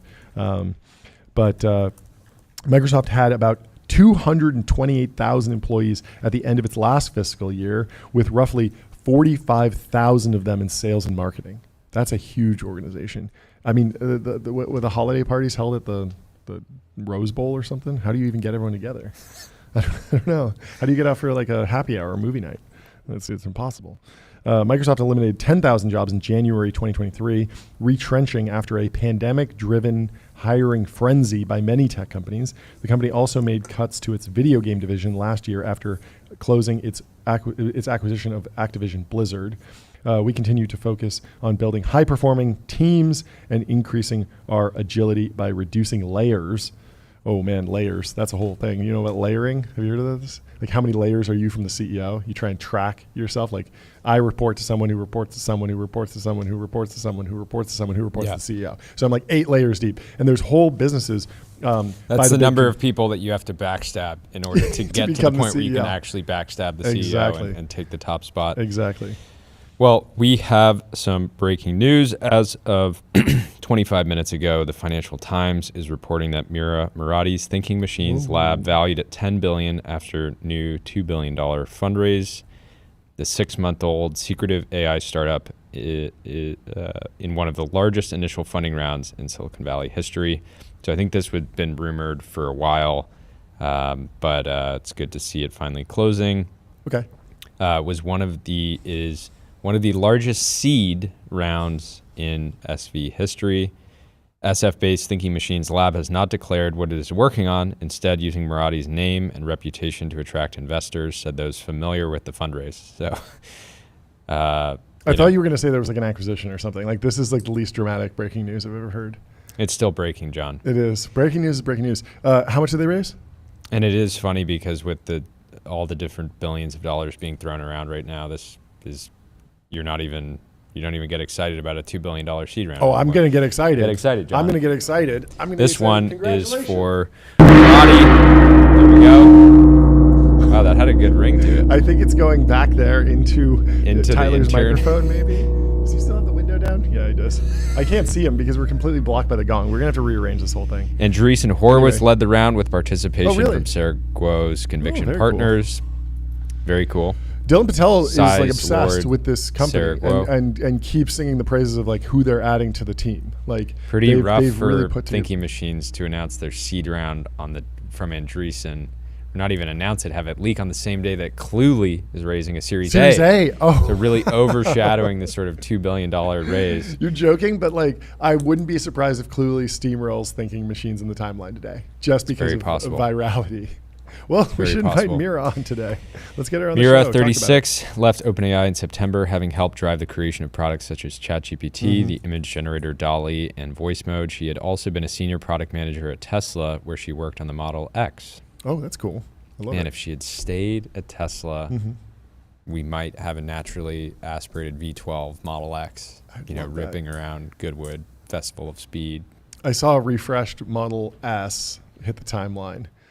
And it was very more of an evolution than a revolution. Very moderate refresh. But we didn't know what's inside. If they switched out the engine, we could be getting very, very excited very soon. Anyway, our first guest is here, by the way. Okay. Let's run it. I'll be right back. We got Steve Sinofsky in the studio coming on to TBPN live. Let's bring him in. How you doing, Steve?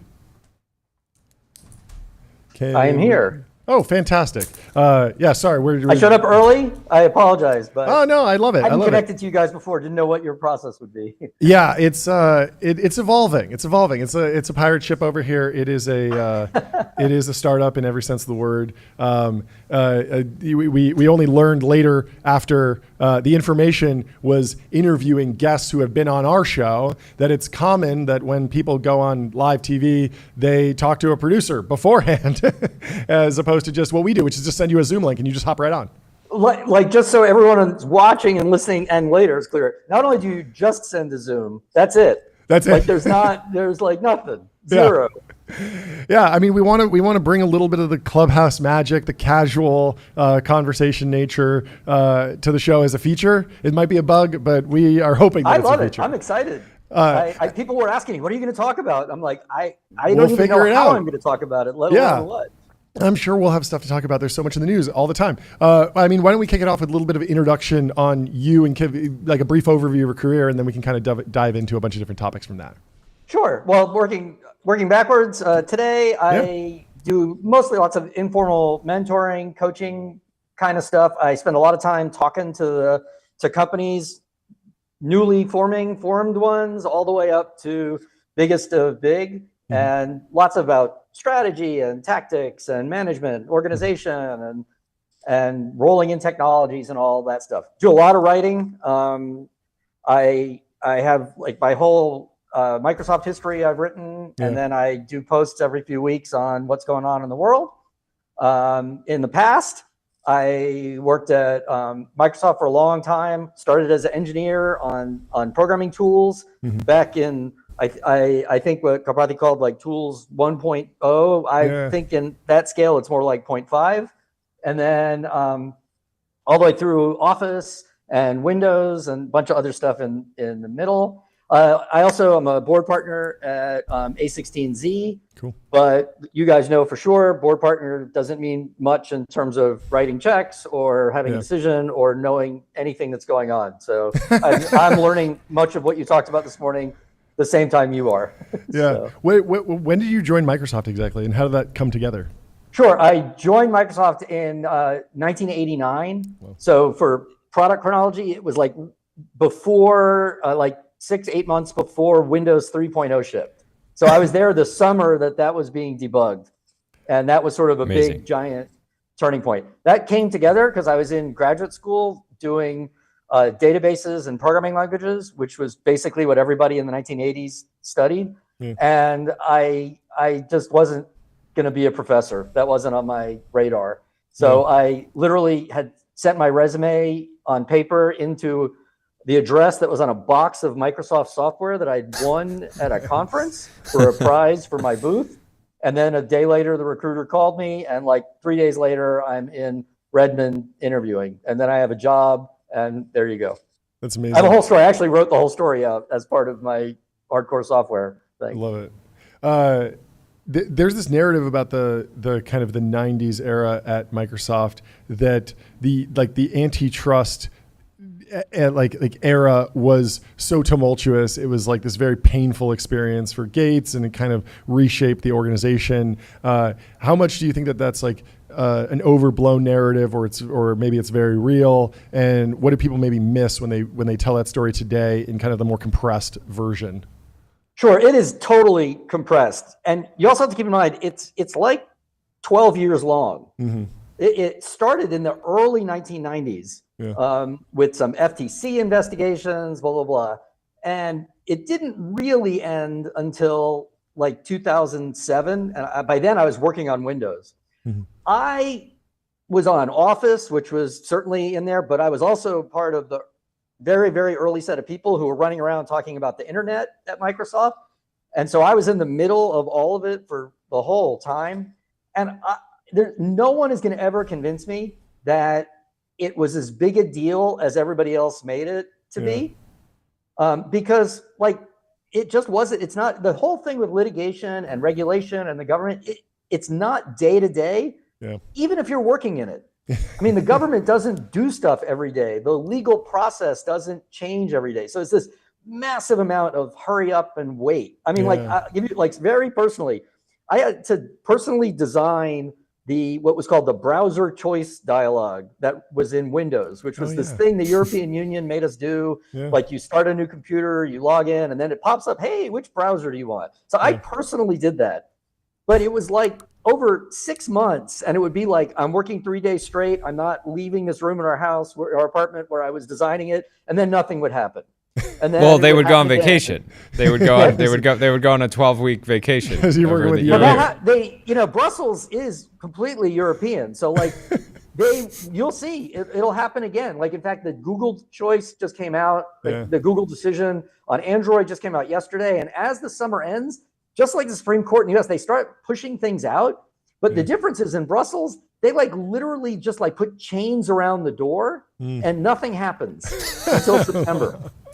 That's amazing. And so there's a lot of that. But there were some things about, like, for example, the browser, like, ended up being completely self-inflicted by Microsoft, in my personal view. Sure. And it was just not, like, it wasn't the browser choice dialogue. It was not the deals with the OEMs we had to go change.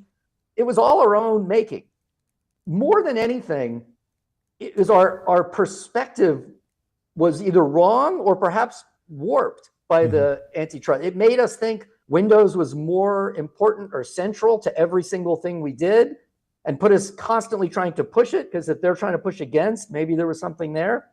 But by and large, I think for some people, it became a bigger deal than it was. And I think for the people covering the company, I mean, if you look at books about Microsoft, most of the books about Microsoft are really about either, there are like 3 books about the formation of the company, like a dozen books about the trial and stuff like that. And that's about it. Yeah. And so I have a whole bibliography, like 100 books you could look at. And it's just overdone. Yeah. Zooming out a little bit, in the 90s, was there anybody that you remember being, having incredible accuracy around predictions of how the internet would evolve and impact various parts of the economy? I feel like what we do on the show today is try to understand the present of AI and how it will impact various industries in the future. And there's a lot of people that have cool ideas. Some people sound like they have good ideas. We have these conversations all day long, and we spend a lot of time trying to figure out, okay, who do we actually kind of align with from a thinking standpoint. But I remember earlier this week on the show, we talked about how a lot of internet entrepreneurs in the late 90s and early 2000s really predicted that the internet would allow you to run companies drastically more efficiency because it helped with distribution. So maybe you needed less sales and marketing and all these kind of things.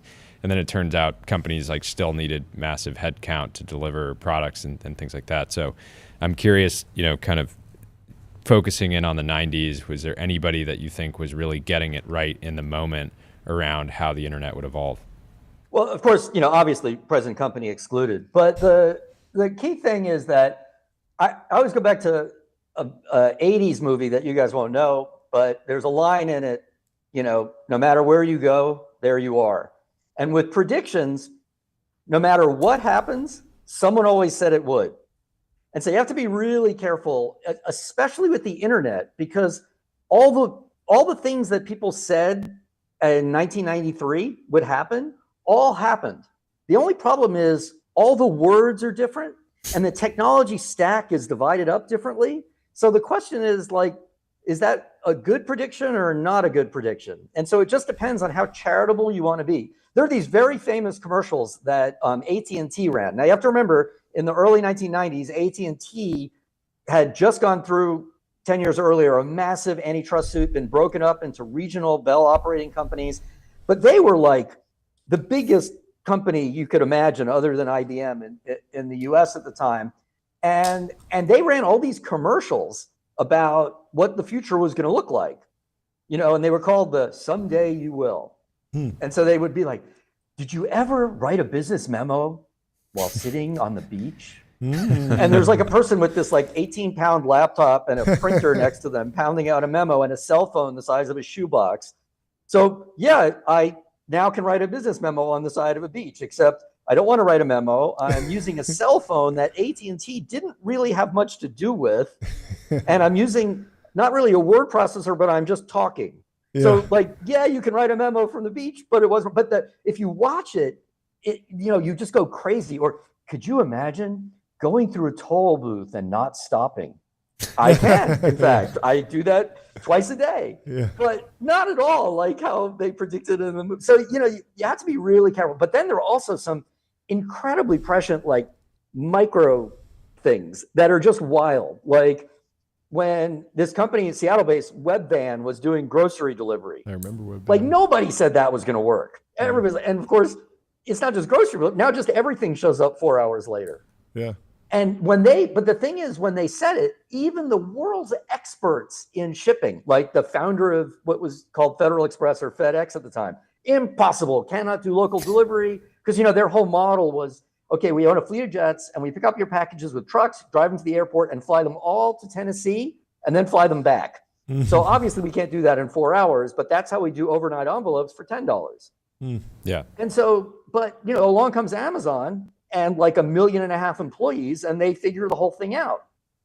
And so, these, and there's a thing I always loved was this prediction that's every single utility in Linux will eventually become a company. And it turned out that really ended up being true. Yeah.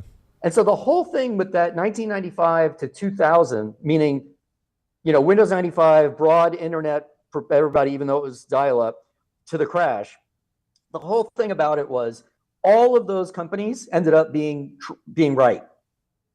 It's just they were all early.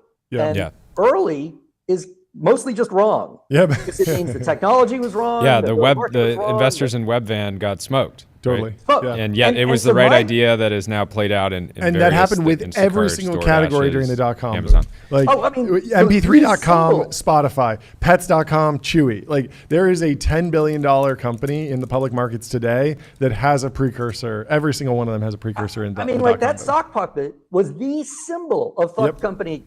Fuckcompany.com. I remember that website. Yep. It was. I mean, that was a Super Bowl TV commercial. Come to Pets.com, blah blah blah. And now, like, I'm literally, if I were to move the camera, there's like 9 feet of Chewy boxes right behind me. Everyone buys pet food online now. Everyone. And so I like predictions, dime a dozen. But it's also like all of those companies, and I really mean this with the most feeling and sincerity. All of those companies, they had to crawl so that everybody today can walk, and then tomorrow other companies will run. And I think that there's so much of that with AI right now.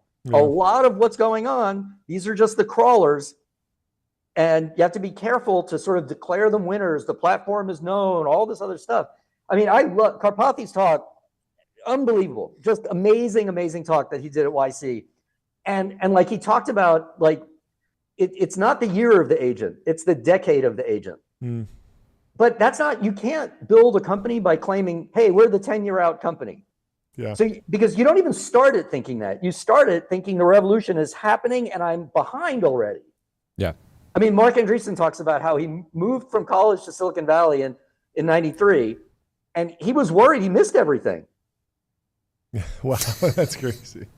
I mean, and I think that you have to have that mindset to move fast, to do things that when the whole world is telling you it's not going to work, which is literally what's happening with AI right now. Yeah, it feels so similar, and yet some of the revenue ramps of these companies are just so steep that they feel much more like real. They feel more real as businesses than what was going on in the .com boom, when there would be companies that would IPO with no revenue and just massive costs. But at the same time, if the revenue doesn't stick around, we're going to have a lot of dead kind of corporate corpses that look a lot like .com flameouts. I don't know. Maybe another way to look at that, though, is remember what's the denominator you're dealing with. So if you had an internet company in 1996, your denominator was like what, like 100 million computers in the world. You're looking at an era when 30% of the U.S. had a home computer. Yeah. And no mobile, so you had to like be at home or be at work to shop. Yeah. And so a big reason that there was no revenue was like there were no endpoints. Yeah. Yeah, I mean, it's so much easier to get to 10 billion in revenue if you're OpenAI on the back of Stripe, on the back of everyone having an iPhone, on the back of the App Store, on the back of everyone having an internet connection, everyone having a laptop. And so the install base is just so much bigger that you can actually build a durable business. They're still trading at a high multiple, but it seems pretty durable. Well, it might be durable, but at the very least, the near-term revenue is entirely a product of the addressable trial market. Totally. Like the whole thing with every generation of technology is the gating factor has always been distribution. And so like when the PC was new, you're talking about shipping like, 100 pounds worth of stuff all around for $3,000. Yep. Like, you had to set up a store where people wore coats and ties, and it was like buying a car and all this other stuff. And, to today, where like the friction to use GPT it's like 3 clicks on an iPhone. And you're paying them $200 a month. Yeah. Like, I mean, it's so fast. It blows my mind. Yeah. And it's funny because it maths out like $200 a month, $2,400 a year. Like you're right in $3,000 PC LTV territory, like immediately. But it's with 3 clicks instead of a visit to the store and a talk with somebody in a suit. Right. That's honestly no what makes sale. Yeah.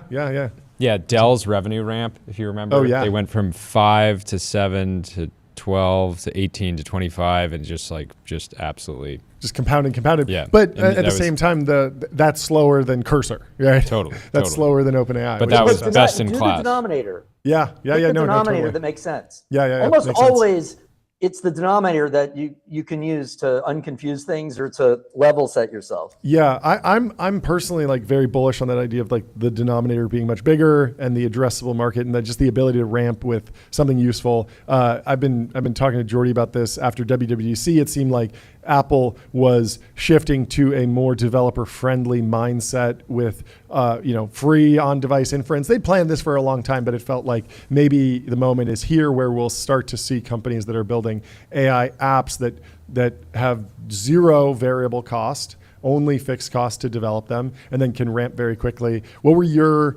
WWDC reactions overall? How did you process that event? Well, of course, I always have massive empathy for all the people that have to participate in a giant developer conference, because nothing can be more stressful. Yeah. I feel cheated because they get to do it all on video and not crash in front of an audience, which turns out to be quite the rite of passage. But for me, it was really three things. One of them was obviously liquid glass, which, love the shout out to Vista Aero in there. Oh, yeah. Take your victory lap. I love it. There we go. No, actually, super interesting. But I just don't, I think, until you've literally foisted a new design on the world of existing customers, you don't get to have an opinion. It's just a good take. There is literally, because it is so easy to just poke holes and everything. Now, the thing is that what Apple's doing now, they haven't quite done as much in the past, which is, first, there's just way more people paying attention. Yeah. And second, they are releasing things that aren't nearly as baked relative to, say, 8 years ago or iOS 7 or whatever, because you don't have that ability to do that anymore.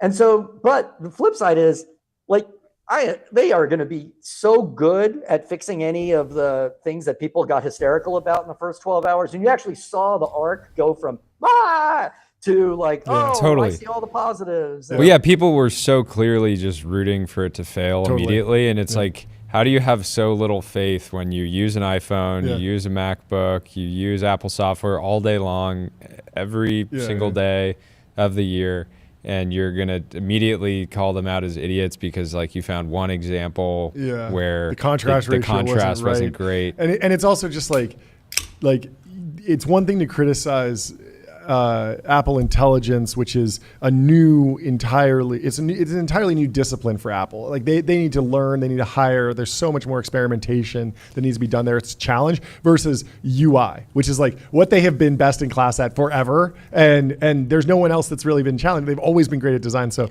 I would it's much harder. Yeah, I'd be curious to get your thoughts on Apple's positioning in the AI talent wars. We were joking on the show yesterday that if you're a top tier 1 AI researcher, you can get a signing bonus that is greater than Tim Cook's annual salary total comp last year. Yeah. Tim Cook made $74.6 million, I think, last year as the CEO of a $3 trillion company. And then we've been hearing about if you're just $100 million if you're a top 100 AI researcher, you can just go get that on day one at Meta. And so it feels like Apple is not set up to have these immense comp packages, and in many ways that positions them in a way that they will potentially struggle to actually recruit top talent or retain them in this kind of current meta.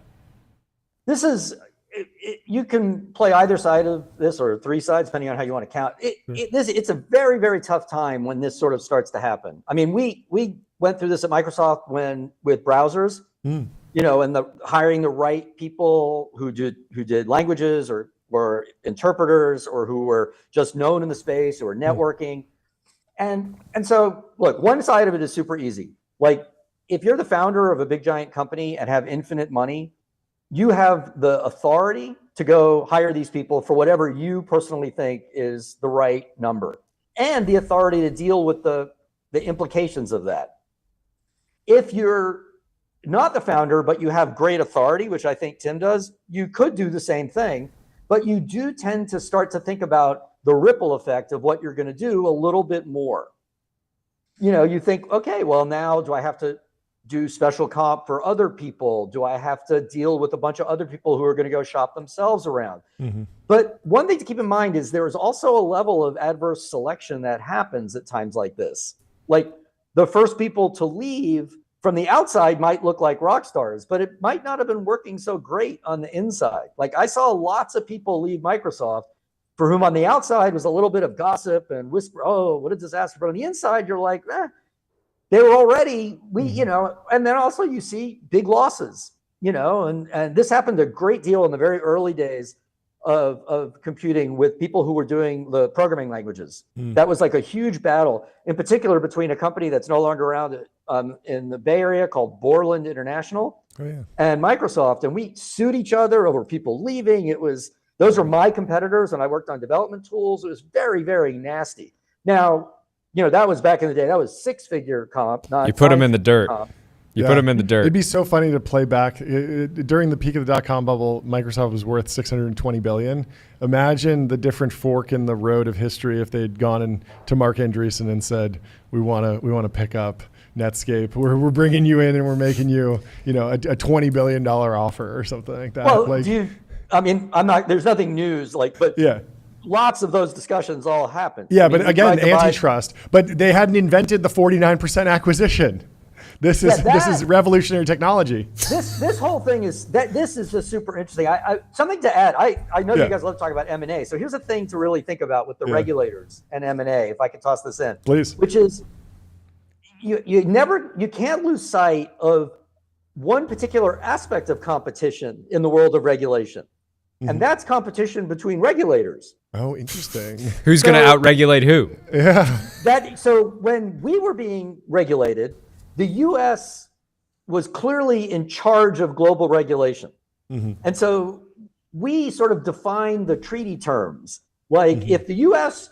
chooses to regulate, first we're going to have a discussion between FTC and DOJ, and then we'll decide. Mm-hmm. And then we'll come to you and we'll explain to you how you will honor whatever our system arrives at. Mm-hmm. And it turns out the Europeans really wanted, like a gold medal in regulation. And so they started to sort of assert, well, we're just going to do more of it. And if we're so good at it, we should do it more. 10x. And we're going to force your companies to follow our rules. And then they're going to have to choose whether or not to do it different in our market or lose efficiency or do it the same in our market. And then the same thing is going to start to happen much more in Asia. I mean, it happens quite a bit in China already, as Tim Cook is dealing with constantly. Mm-hmm. But the rest of Asia is going to do this too. We dealt with it in Japan quite a bit. And then, but the regulators are talking to each other all the time. In fact, the regulators probably talk to each other more than they talk to their victims. Sorry, their constituents. And their dance partners. Yeah. Right. And so you don't lose sight. I think it's just really important to understand that, because if one of them starts to do something, like if the U.S. decides not to challenge, say, an M&A, the EU is going to just jump on it out of competition and spite or whatever. And now, of course, you have UK and EU, and they're important markets. And so a lot of it's almost like collusion. It's what it felt like. I'm not saying it is. It's what it felt like.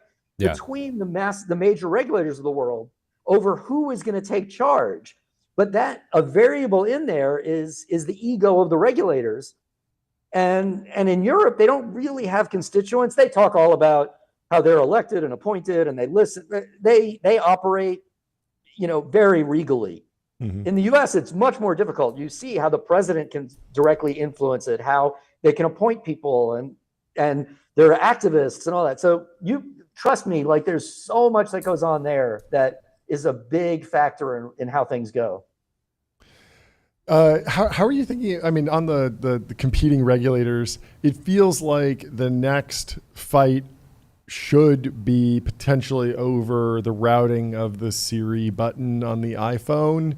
It feels like if consumers were able to press and hold that button and begin dictating to ChatGPT they would be pretty happy compared to the rollout of Apple Intelligence, just thinking about like consumer preferences.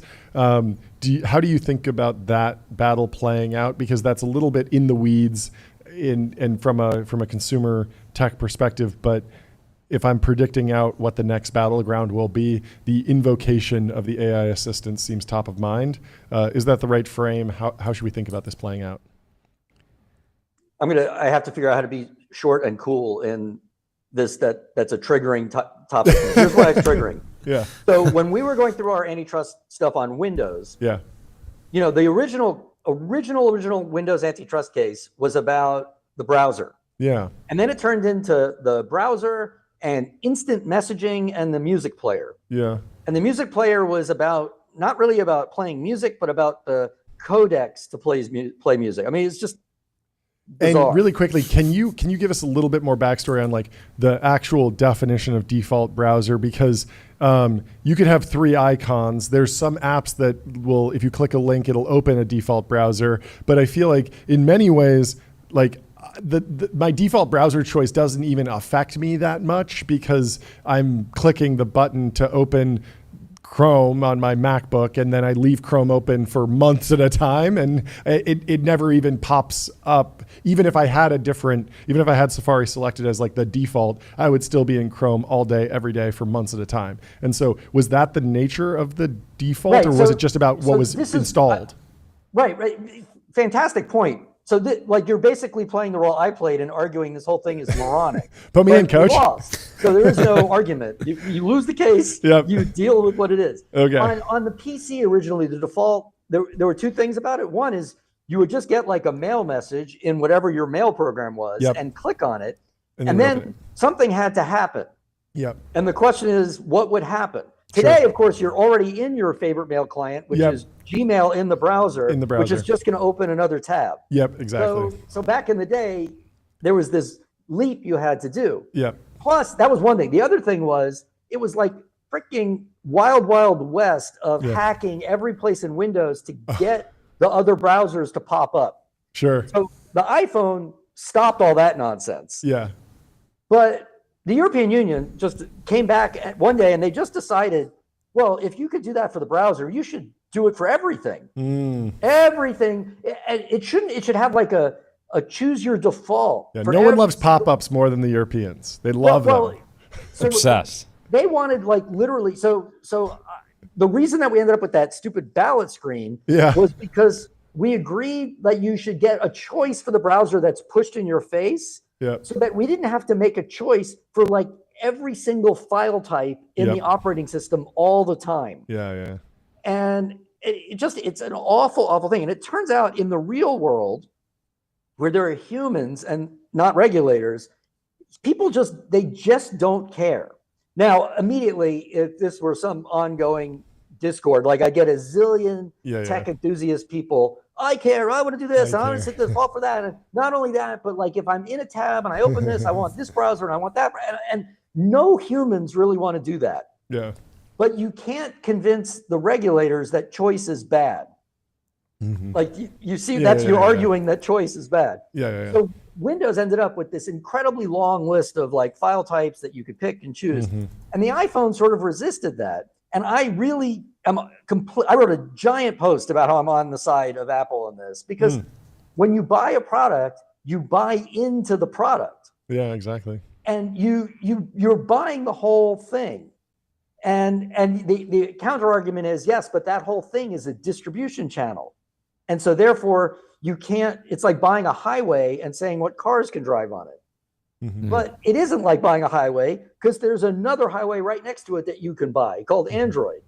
Yeah. And so the market's already solved this problem. And what Europe is doing is actually reducing choice, because they're taking away the choice called really, really smart people who I pay money for that have my best interests at heart are doing it this way.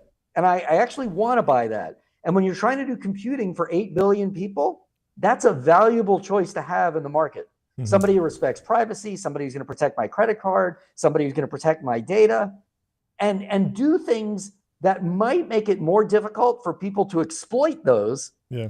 Like I have all the payments issue in the App Store will be interesting if apps can just, everybody has their own payments and logins and all this stuff. I believe that consumers will eventually get extremely frustrated because they'll realize I have $500 of random subscriptions every month, and to find and cancel all those things, where Apple in the App Store right now, it's really nice. You can see what am I paying for, and you can click in, very quickly unsubscribe from everything. And that is good for the user, potentially better than getting a small discount for circumnavigating the App Store. Right. I mean, like I'm doing the Brian Johnson. Oh, no way. There we go. And, like I've got all the bands, all the rings. Yeah. And, they all get access to my Apple Health data. And that's freaking me out. Okay. Because like they can just read it. It's sort of like what happens with all the social apps that get your contacts. Mm-hmm. Like all they get your contacts, and then they just have them, and there's no taking them back. Mm-hmm. So you sort of have to run your life, if you care about that, with like the secret contact list that doesn't integrate with anything. And I hate that you have to do that. Yeah. And so I think that we're and so here's the funny part about like this defaults and the Siri button and all that is that, of course you want choice, and I want to have the hardware button. First, I don't want the hardware button, but that's a different problem.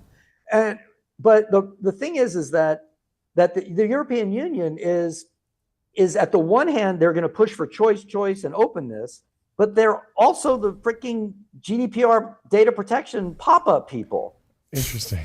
So that you can't reconcile, and the security people. Yeah. So if you read the Digital Markets Act, which is the big one that making the stores required, all that, it's got all the stuff that just waves their hands at. It literally says, and of course, security should not be compromised. Excuse me. Like, what does that really mean? Security can't be compromised. Like, that's kind of a big deal. Yeah. And so that's the loophole through the whole thing. That's like, well, that means you really have to approve the third-party stores, and you have to do this stuff. But that's not what they wanted you to do. And so they've set themselves up, because they've just regulated at opposite ends of the spectrum, openness and choice and security, privacy. Like, it's unreconcilable. And which is literally iOS, Android, like you pick. Can you tell me the story of the iPhone launch and how you processed that at the time? Oh, sure.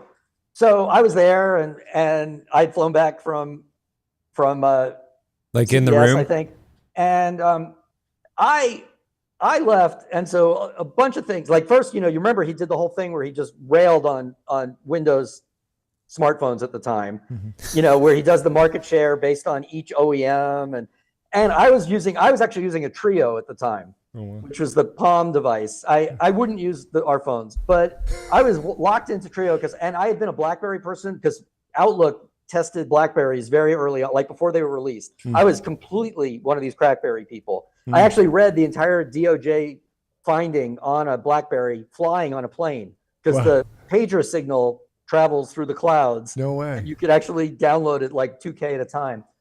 My view of it was a lot of the simplicity was going to be difficult. I loved that they didn't support Flash, and that a year later they were like, yeah, we're not doing Flash ever. So no way. Because I thought Flash was a virus. But I definitely was on the touch skeptical side. But I was online in June to pick my 4 gigabyte black one up at the AT&T store in Seattle. Waited on the giant line, got yelled at, traitor, all that stuff. I used it in 10 minutes in. I was like, whoa! And it didn't have push. It didn't have copy and paste. I knew all the touch keyboard was brilliant, but not quite. And of course, having been on the Office team when Word autocorrect was invented, I was like, wow, I know how this is going to go. Like every error is going to be like a meme, and the whole, and the whole deal. And it was obvious that there was going to be an app. There was a way to do apps. It was the App Store a year later that really changed things for me personally, because there were stores. Palm Pilot had a store. There was a website called Handango. But you needed like a rocket science degree and a serial cable and all this stuff to get apps onto these phones. And their App Store was unbelievable, from the technology from the APIs and the ability to write them and the go-to-market. People mock and rail on 30%. Freaking brilliant, because the amount of money it took to get an app recognized in the marketplace was way more than 30%. Yeah. So I was like over the top, like this is going to screw us up big time by 08. It's a great story. Wow. Great lore. You're a big tech defender. So are we. Yes. Big tech gets a lot of hate, but I mean, there's so much to talk about. It's fantastic. Thank you so much for joining. This is a really thank you guys. I love what you guys are doing. So really thankful to have a chance to chat with you. Yeah. Come on again soon. Yeah, we'd love to. I would love to. Thanks so much. Be great. Awesome. We'll talk to you soon. Have a great rest of your day. Bye. Really quickly, let's tell you about Bezel. Your Bezel concierge is available now to source you any watch on the planet. Inbound. Seriously, any watch. Go to getbezel.com. And Quaid had a Bloomberg hit. Quaid was on Bloomberg TV this morning talking about the watch market. That's amazing. I love it. These are alternative assets. Yeah, right? These are great. Next up, we have Anupam from Roblox in the studio. I've been fascinated by this company for years. It's a company that I don't have a ton of experience with personally, but it's obviously a behemoth with a generational founder at the helm. Very interested to get to know you. How are you doing today? Very good. How are you? Happy Friday, everybody. Happy Friday. Sad Friday for us. We love what we do, and so the weekend is just a tough time where we're not on counting the air. The hours until Monday. Counting the hours, yeah. but it's great to be here. Yeah. Would you mind kicking us off with a little introduction on yourself and what you do for the company and how you wound up there? Yeah. So first introduction about myself. Have done a couple of big data startups before, so have been a founder.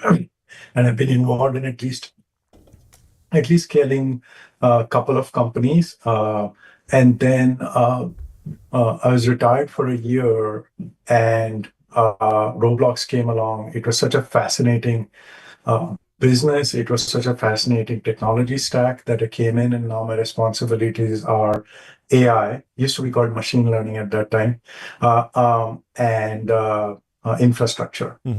So that's generally my remit in the company. Yeah, take me on a little tour of how artificial intelligence is being used right now. We're hearing stories of just accelerating software development, new products being unlocked, new actual features. How would you characterize the various ways AI is transforming the company right now? Yeah, so sort of three arcs. The first one is it's been around for a long while for companies like ours. So our homepage for many, many years has been generated by machine learning. What you all call recommendations, whether you like them or not is different. Sure. The recommendations are machine learning generated. Yep. So if I watch a TBPN YouTube podcast, maybe I'll get other TBPN podcasts. Yeah, this is collaborative filtering, recommendation algorithms going back to Amazon. You might also enjoy. Classic machine learning. That's it, right? Yeah. And so classic machine learning would be everything that we do, what we've done for many, many years. In that area, people are starting to think about using large models in production. Interesting. Which is very difficult because it's super expensive to invoke a large model, and you wouldn't like your YouTube homepage or Roblox homepage or Netflix homepage, Amazon homepage. Any of these homepages loading slowly would be really, really tough. So the entire industry is trying to figure out how to get these large models working in traditional machine learning. Then very unique to us is the amount of AI we use in safety. So everything that you type in the chat for Roblox goes through a filter. Yep. Right. And that we develop technology with machine learning, but now we are developing technology with AI, which means we are deploying a very large model, which has a huge memory of your chats. Yep. So that we can detect bad behavior. That makes a ton of sense. Yeah, that's huge.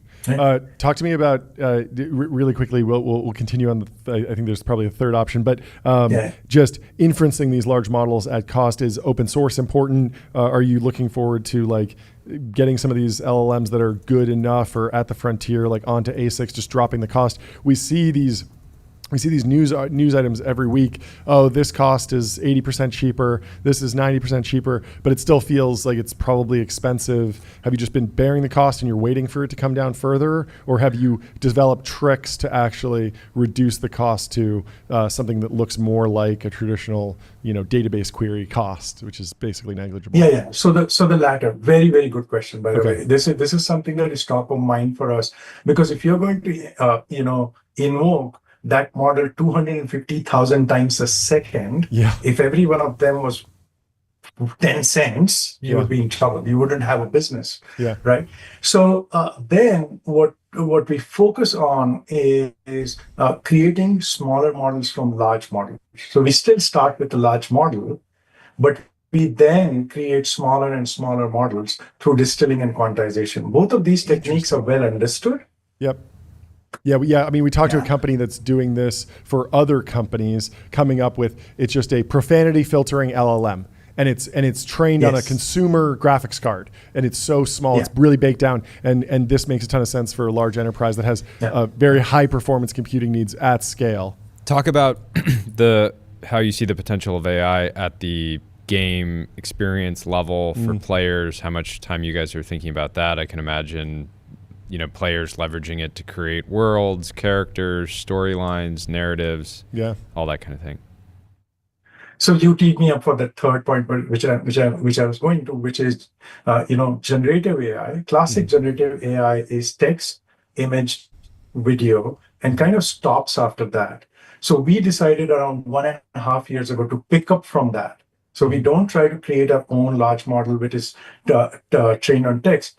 We've created our own large model for 3D generation. So today, if you want to build a video game or if you want to build a game, you are going to open some software. You're going to blend all the stuff together. You might have to, work with your artist for many, many hours. But imagine if you could just type a prompt, a stylized Japanese village pagoda, and you want to make it Gothic for whatever reason. We have a large model right now, open source. People can go to Hugging Face and use it and build an entire scene using 3D generation model. All of it is possible because obviously all the advances that have happened in AI. Interesting. Yeah, I imagine the traditional workflow is like Cinema 4D or Blender or Unreal Engine, and then you're bringing that in to do the shading, and all of that stuff is like super teed up for image generation. It makes a ton of sense. I'm also interested in when do you think we will see the advancements in AI play into actual NPC creation? So I design a game in Roblox and I want to instantiate a character, a boss, and I don't just want to give them a star algorithm or oh yes, the boss attacks 3 times with the sword and then casts the fireball, and it's the same. When you play those games and you're just like, this feels too algorithmic. Like, I understand the algorithm that's running there. It's clearly deterministic code that I'm interacting with, and it feels like, oh, it's a bullet sponge boss, instead of like, oh wow, like it feels like I'm playing against a human. They're being creative. Maybe they're not just impossible to defeat because they're superhuman AI, but they're just creative in a way that the default AI algorithms have been in the past, whether you're fighting like, a boss in Doom or something. Are there any resources that you're going to provide to the community on that front? Yeah. So that's something that we debated a lot. One is that we as a platform become very opinionated about what an NPC is. And, this is how the Roblox NPC is, but that's not our philosophy as a company. As a company, we are a platform that deploys a series of APIs, and then we just wait for people to come up with things like grow a garden or dress to impress. Yes. Trust me, I don't know about y'all, but I couldn't have thought about dress to impress. It is such a simple game. And it appeals to such a very human thing. You dress to impress, right? And so, I mean, we play our own version of that here on the show, as you can see. All of us are, even my teenager who wears a torn shirt is actually trying to convey something. Totally. Right? So going back to your NPC question, we have released large models as a service. So we don't want our creators to worry about what you all asked, right? The cost of inference, which model should I use? All those details we take over as an infrastructure team. So infrastructure is invisible to them. And now many creators are using that to give their players capabilities to build their own NPCs. So it's two-layered now. Rather than us building the NPC, it's like you can, like that old thing, you can do it and you can do it. Right. Yeah. Can you give an update on the scale of Roblox? I think there's been headline. Everybody I think should know by now that it is a massively scaled platform. But even just insights into average user minutes on the platform, scale, how many what percentage? I imagine it's double-digit percentage of American children play Roblox. Can you give us some grounding daily on the scale right now? Yeah, so but I'll give you the latest scale, which was, I can't believe it's Friday, so it was just 5 days ago. 25 million concurrent players showed up. 25 million at the same time. Yes. At the exact same time. That is so much. That's like it's more than the Super Bowl, right? It's like significantly. I think it's significantly more than the Super Bowl. Like it's like the Super Bowl every day. Significantly more than the population of certain nations that I shall not name. Not quite. Right? Not quite the Super Bowl. It's 127 million. Okay. Well, you're getting there. But concurrent is concurrent is specific. Yeah, but concurrent is essentially on a random time. But then our founder Dave always reminds us that yes, today of course there's a lot of news around on these all-time highs, but for the last 16 years, every other weekend we've hit a new high. Wow. It just happens to be that this weekend we just hit a Guinness Book, the world record of a single game having 16 million people playing simultaneously. That's never happened before. I didn't know that. I'm an infrastructure person. So we've been working on this for a while now. Last December, we thought we saw one of the biggest highs with Dress to Impress. And then we saw Fish, then we saw Dead Race. So it's every 2 or 3 weeks, we see a massive, massive high. Yeah, tell me the story of Grow a Garden specifically. Did this come out of nowhere? Do these things surprise you at this point, or are you able to predict and track these things? Yeah, how early can you tell if a new game is actually a hit? Is there initial data that you can see from the first 10,000 players or anything like that says this thing's gonna go into the millions? The third Google result for Grow a Garden, by the way, is a Reddit post on r/Roblox from a month ago. Why is Grow a Garden so popular? So even the Reddit community can't figure it out. But what do you know about it? So I'll take you back a little bit. 2 or 3 years ago, we used to do annual planning, which tries to answer your question, which is, can I predict how many players will be playing, how much at what time? And then we realized it's sort of, as an engineer, it's a little bit of a fool's errand, because you're almost capping the popularity of your platform by saying, I'm going to predict some 10% growth, 20% growth. So what we do is we do long-range planning, but we also do short-range planning, which means, as you talked about, if I see 10,000 people really engaging with it, the recommendation algorithm picks it up and starts giving it more traffic. Okay. In the meanwhile, we are tracking that the game is going up. But on the capacity side, we don't try to predict exactly how much a game is going to be popular, because we're a platform with literally millions of experiences. So we wouldn't have been able to tell you that Grow a Garden is going to be at this. But we could have told you that as a platform, we continue to grow at a very high rate. So we plan for the platform, and then if one of the games becomes popular, it's okay. Every 4 weeks, we've had a new popular game. So we just track the total growth. We don't try to be good enough to track each game. Yeah. Do you find it? I can imagine if you're SRE, you want to go. This is like the NBA of site reliability engineering, because there's few places where you can get this amount of pressure, this scale, this much unpredictability. Who's the LeBron James of site reliability engineering? We want to ring the gong to them. You should give them a shout out. They immediately get poached. So here's the interesting thing. Thank you for bringing that up. Very few people would bring up the site reliability. The heroes of the internet. Unsung heroes. The unsung heroes of the internet. Well, we would be nothing without them. They keep the internet running. 100% agree. But here's what we have done culturally. Number one, every executive is on an on-call rotation with SREs. Oh, interesting. Wow. That's a crazy cultural move. I love it. I'm on call, I think, from today, 6 p.m. or something. Wow. And I report to the CEO and the SVP of engineering here. So, for some of my industry friends, it's just odd. I thought you kind of work up towards not being on call, but the way you institute a reliability culture, is everybody takes some on call. We are not always on call, but we always take a rotation. So that's number one. The other is our SRE team is really a software mindset. So every Tuesday they run this thing called Taco Tuesdays. Now you'd think that they're eating tacos, right? But what they're really doing is testing the actual capacity. Every Tuesday, they try to bring Roblox down by taking capacity from a particular service. Interesting. Okay. Yeah.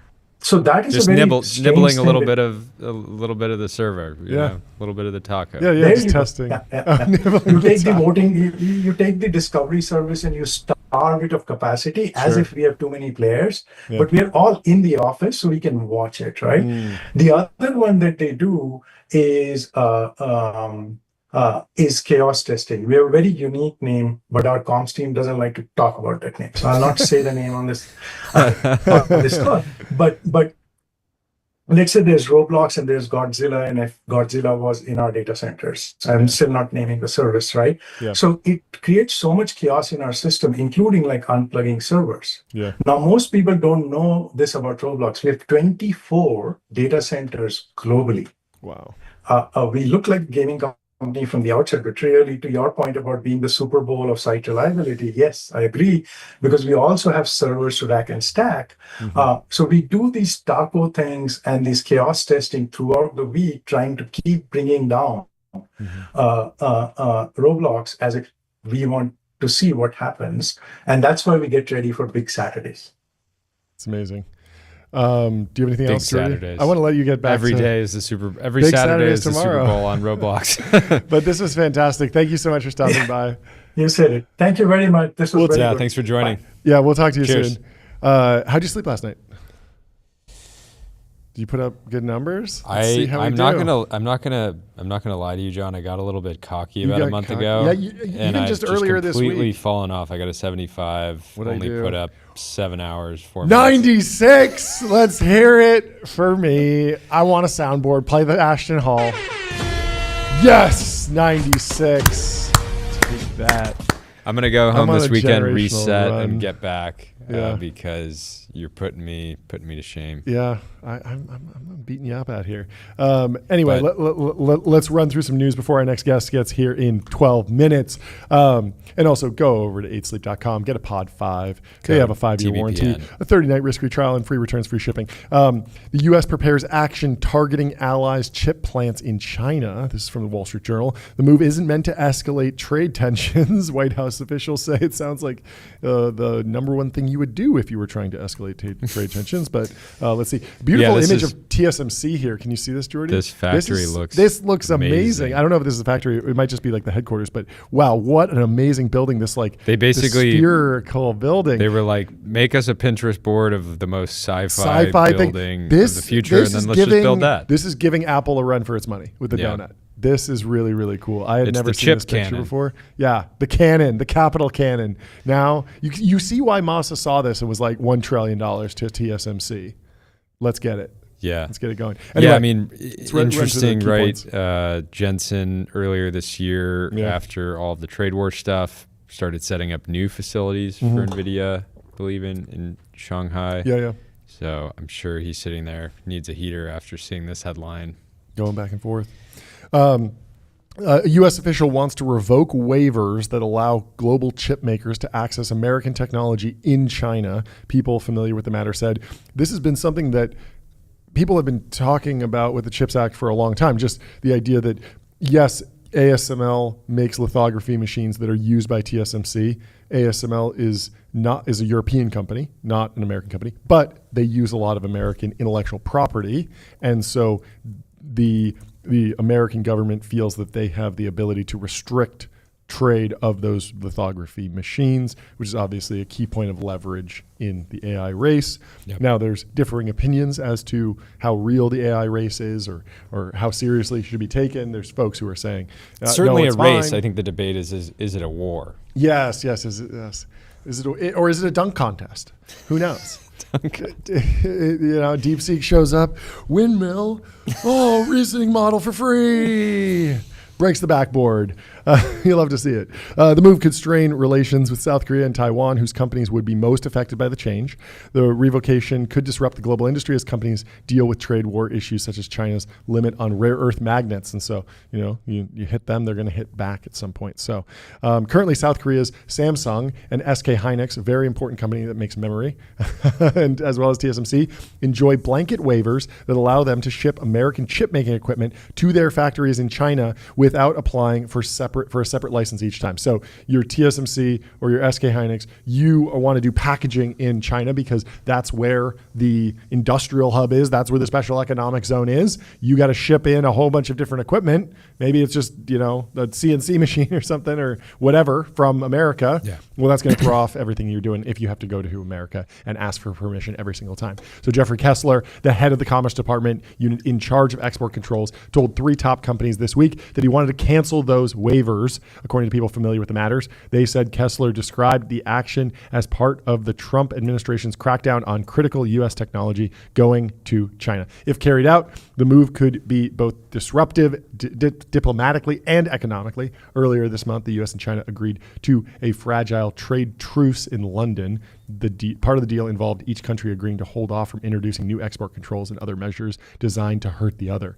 And so it feels like we're leaning war here, trade war more than trade race or AI race. But we will see. This action isn't a new trade escalation, but we would be designed to make the licensing system for chip equipment similar to what China has in place for rare earth materials, the White House official said. The U.S. and China continue to make progress on completing the agreement they reached in London and negotiating on trade. Chip makers will still be able to operate in China. The new enforcement mechanisms on chips mirror licensing requirements that apply to other semiconductor companies that export to China and ensure the United States has an equal and reciprocal process. And so that's the story from the Journal. This is a fun story. We're getting AI pancakes. Applebee's and IHOP plan to introduce artificial intelligence in restaurants. People have been begging for this. Yes, people have been begging for this. It's a very funny story, but the silence from Applebee's on the AI war has been deafening. Yes. So this is all about Dine, a company called Dine Brands. And I saw this and I thought it was interesting because AI pancakes is funny. But this is a $450 million company or $425 million company. They're public on the New York Stock Exchange, Dine Brands Global. They're partnering with, they're the parent company of the 2 chains. They aim to streamline operations and encourage repeat diners. And guess where they're headquartered? Pasadena, California. Wow. We got to get the CEO in the studio. This is amazing. Let's do it. The company behind Applebee's and IHOP plans to use artificial intelligence in its restaurants and behind the scenes to streamline operations and encourage repeat customers. Dine Brands is adding AI-infused tech support John, for all of its franchisees. They're trading at about 0.5x revenue. And so if you slap some AI in there, they could trade at 300 times revenue. Let's make it happen. I'm excited. I don't care that they're a restaurant. I'm rooting for them. Business. It's Pasadena homegrown company. Let's go. So Dine Brands is adding AI-infused tech support for all of its franchises, as well as an AI-powered personalization engine that helps restaurants offer customized deals to diners. So this is more just like retention and typical marketing stuff. But I mean, you could imagine that a lot of these AI tools would, as silly as it sounds, it would benefit a restaurant chain. because there's a lot of logistics and operations and marketing that needs to be done. And why not have AI play a role in that? The question is always like, where does it sit? Should this be a SaaS product that you're buying from a startup that's leveraging AI? Should your current marketing partner offer this as just an add-on or improvement to what they're already doing? Should this even just be your marketing team now has a ChatGPT license? It sounds like they're going a little bit deeper though. So the Pasadena, California-based company, let's hear it for Pasadena, which also owns Fuzzy's Taco Shop and has over 3,500 restaurants across its brand, is taking a practical approach to AI by focusing on areas that can drive sales. The Chief Information Officer, Justin Skelton, is commenting to the Journal in this. Streamlining tech support for Dine Brands' more than 300 franchisees is important because issues like a broken printer take valuable time away from actually managing restaurants. So it's not for the customers, it's for the franchisees. They call in. This is the classic question of like, why at McDonald's? Why is the McFlurry machine always broken? Well, now, if you're a franchisee owner and you have something that's similar to a McFlurry machine, a printer, a receipt printer, or a POS it's interesting system, as these chains roll out AI Yep. across different customer touch points and in the back office, you can imagine that waiters, like world-class waiters, Totally. will actually end up being like even more of a luxury and people actually seeking them out, right? Yeah. It is a truly great waiter and service team at a restaurant can massively elevate the experience, right? Totally. It's like and so I think this is one of those things. AI will take some jobs in the restaurant industry, but also elevate roles. Like sitting down at your favorite restaurant, seeing a waiter that you see once or twice, 3-4 times a month, right? And having that experience, that relationship. So. The IHOP in Pasadena is a zoo on Sunday mornings. Yeah, it's just you in dads. There? Sharp elbows. I've been there. I've been there with my son once, and it was fantastic. It's all the dads taking the kids out, letting mom sleep in on the weekend. That's the meme, and it's just like line out the door. I had no idea it would be so popular, but it was extremely popular. So they're building tools on top of Amazon, which has the Q generative AI assistant. It allows the company's field technology services staff to query its knowledge base for tech help using plain English. So, chatbot, but trained on specific questions that the restaurateurs or the franchisees have to answer. And then they're also rolling out a personalization engine. Pretty fun that they got a nice Wall Street Journal write-up about this. Other tech initiatives Dine Brands is testing include AI-powered cameras that can detect when a table needs to be cleared. So you will not need to wait for your waiter to come around. They'll have a dashboard. See, hey, you clean up on aisle 6. As well as an AI app for restaurant managers that helps them oversee day-to-day operations like staffing, kind of just better timekeeping, better management, better just tooling for these companies. Very interesting. With these updates, Dine Brands joins McDonald's and Yum Brands, Pizza Hut, and Taco Bell, which are similarly tapping AI in their restaurants and behind the scenes. One promise of AI is that it can make fast food and casual dining restaurants more automated, lessening the need for human labor and speeding up the work of existing staff. The ability to offset labor costs, whether by reducing or more accurately forecasting it, is a major cost savings for restaurants. Unclear what that would mean for a price war. If both companies implement AI, they're both able to reduce labor costs. Would they both just drop prices, or would they actually both reap higher margins? I actually don't know how. Or just spend more money on marketing. Maybe, yeah. Maybe we just see more McDonald's ads in the Super Bowl and IHOP ads in the Super Bowl. Hopefully. Anyway, AI is moving quickly, and I believe it's going to be embedded in everything we do, says Skelton. Fantastic. At least give them a 1x revenue multiple. I've seen enough. Pump it up. I've seen enough. We have our next guest in the studio. Great.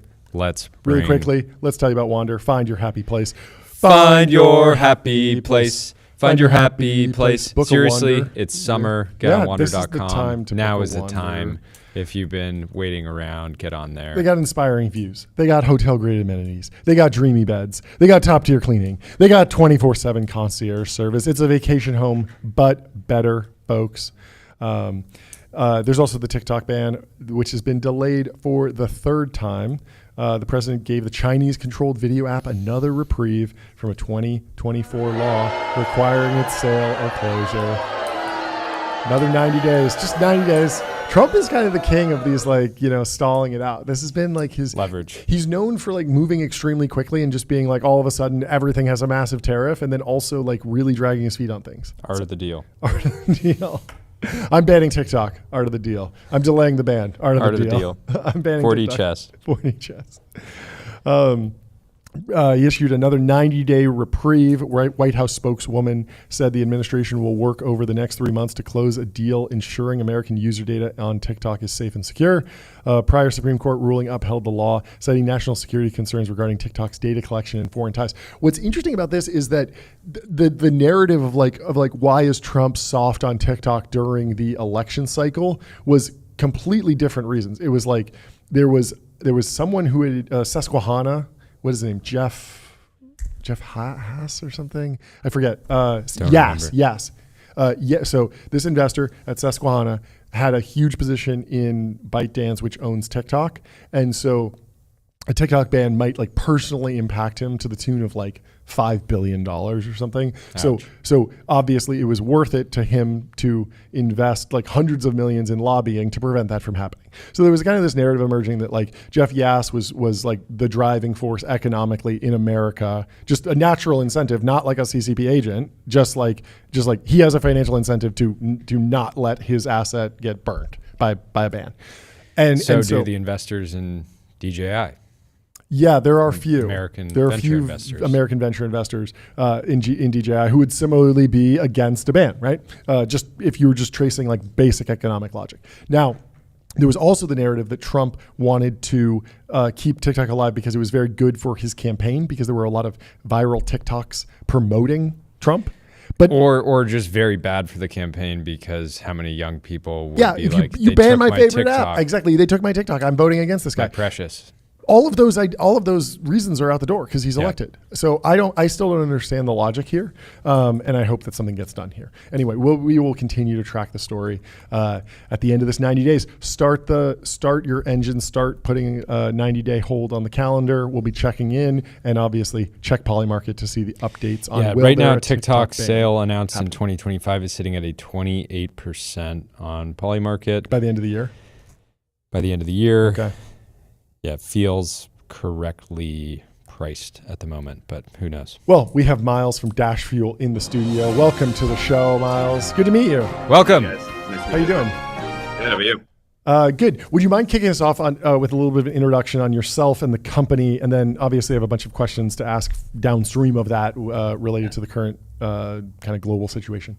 Yeah, happy to. So I'm the CEO of Dash Fuel. We are a vertical SaaS company focused on downstream oil and gas logistics. Mm-hmm. So that is, you have Exxon and the big producers producing fuel, but how do you get that fuel to gas stations, airports, marinas for actually the consumption of that fuel? And our customers are focused on that.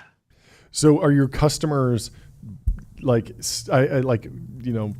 76 or like the Chevron station, the gas station? Some of our customers are. Okay. The big hazmat trucks you see driving down, the cylindrical trucks? Yep. Those are our key customers. Okay, and that might be a different company that is contracted by 76. Hey, I need gas, deliver it for me, but then I might go to a different competitor if you're out of gas today and I need to refill. Exactly. Got it. Okay. And yeah, it's a fascinating industry. How did you discover this opportunity? I feel like this is something that most people don't necessarily interface with on a daily basis. Yeah, absolutely. So I actually got recruited by a venture studio called Fractal. So they incubate vertical SaaS problems. Oh. And this is one of the ones they were incubating. Okay. And it's a huge market, lots of legacy players, old technology. Yeah. And just an interesting space. Like it's dynamic, it's complex, it's 24/7. And it's a critical part of how kind of the US keeps running. And so I kind of jumped at it. Yeah. What is the key unlock in actually building a vertical SaaS product? Is it just like having a mobile app or getting from paper to spreadsheets to a database table and some visualization? Or is it handling payment processing more efficiently? Like where are you actually plugging in and creating value for these companies? I think, honestly, all of those. So key things that we look at are moving off paper. So that's a big one. Wow. Duplicate data entry. So logistics or spreadsheets into the accounting system is a big one. And then the third big one is just driving increases in profit margins. So fuel is a very complex dynamic optimization problem. So you might, for a single load, have 400 different sourcing options from all of the terminals around, and it's dynamically priced. And so how do you figure out what is my optimal sourcing for those? And so we're going to try and drive those margins higher. And so those are kind of, I'd say, the three key pieces for us. So what are your customers seeing? We're seeing news that oil prices are starting to gyrate on the basis of the conflict in the Middle East. What are you hearing from your customers and folks in the industry? Yeah, so I think we're definitely seeing that. So Thursday night into Friday morning from last week, the typical price volatility in our space is roughly 3 to 4 cents overnight. And we saw price jumps from 15 to 20 cents. So you're talking, 5 to 10x greater volatility. So that's definitely playing out. And that obviously cascades through, ultimately, if prices stay high, to gas stations and the end retail customer. Although we haven't seen much of a jump there, it's very competitive. And so prices are still only slightly higher, I would say. The big thing I think people are watching for is, does this conflict extend into the Strait of Hormuz, where you would have that part shut down? That would cause prices to go up pretty significantly. Yeah, explain to me the different beneficiaries of various oil price levels. Like, who likes higher prices? Who likes lower prices? Obviously, the American California consumer. state government loves high gas prices. It feels like that, but I've also heard that that gas station owners actually like higher gas prices because they slap a margin on top of the oil price, and so when prices are high, they might be making more money. But at the same time, if consumers are pulling back from high prices, they might not go into the store and buy a case of beer and some snacks. I think it's more the Goldilocks, the happy middle is kind of where people like to be, with a little bit of volatility so that you can take advantage of price swings. But ultimately, as you're saying, too high prices, no one's going to be driving, no one's going in to buy snacks for gas stations. So no one wants really high prices. And really low prices, you start to have producers cut back because no one wants to sell at the $30 or $40 a barrel volume. And so really that happy medium is where people like to have it sit. We've got enough supply and demand matching. And so I'd say that's kind of the sweet spot. Yeah. We're how closely do you track these markets? Can you tell me the story of that time that like oil was negatively priced or something like that? Contango or whatever? Yeah. What happens there? Can you break that down? I honestly, I don't remember. It was like a very temporary thing, but I do remember. So I was actually, that was before I started this. I was at Bridgewater. And I remember the markets were going crazy, and I was in trading at the time. And so people are scrambling to figure out, well, how do you deal with this temporary dislocation where, as you're saying, prices were literally negative. People are trying to roll contracts, and it was mostly just chaos. Yeah, it seemed like something where like you could make money, but there was always a risk that you would have to receive the oil, and then they'd be like, okay, like you're getting 1,000 barrels of oil delivered. Do you have a warehouse for that? That's exactly. Good luck finding a tank on short notice. Or like 100,000 if you went in with size. Right. So what else are people tracking in the news if you're trying to understand where oil markets go? Obviously, that Strait of Hormuz story is important, but is there a narrative around, we have a strategic reserve that we might unlock? There's other sources that might come online. How do these things work out? I feel like there's always this back and forth between the various major players kind of jostling to keep the price at a reasonable place for everyone. Yeah, I mean, I think that's right. And I think the other thing is with producers, obviously, the higher the price, the more they want to, they're incentivized to kind of export or drill or what have you. So they're also definitely keeping an eye on that. I think, from the US perspective, there's no real super fast supply unlocks is the problem, right? Because to spin up a new well or something, you're going to take 6 months or so. And so people are keeping a close eye. They're probably starting to get ready for that, but they want to see how this plays out. Like if this conflict mostly goes away in the next couple of weeks, then it's going to be much ado about nothing really. If this extends, or again, if more drastic action's taken, that's where we could see something different change.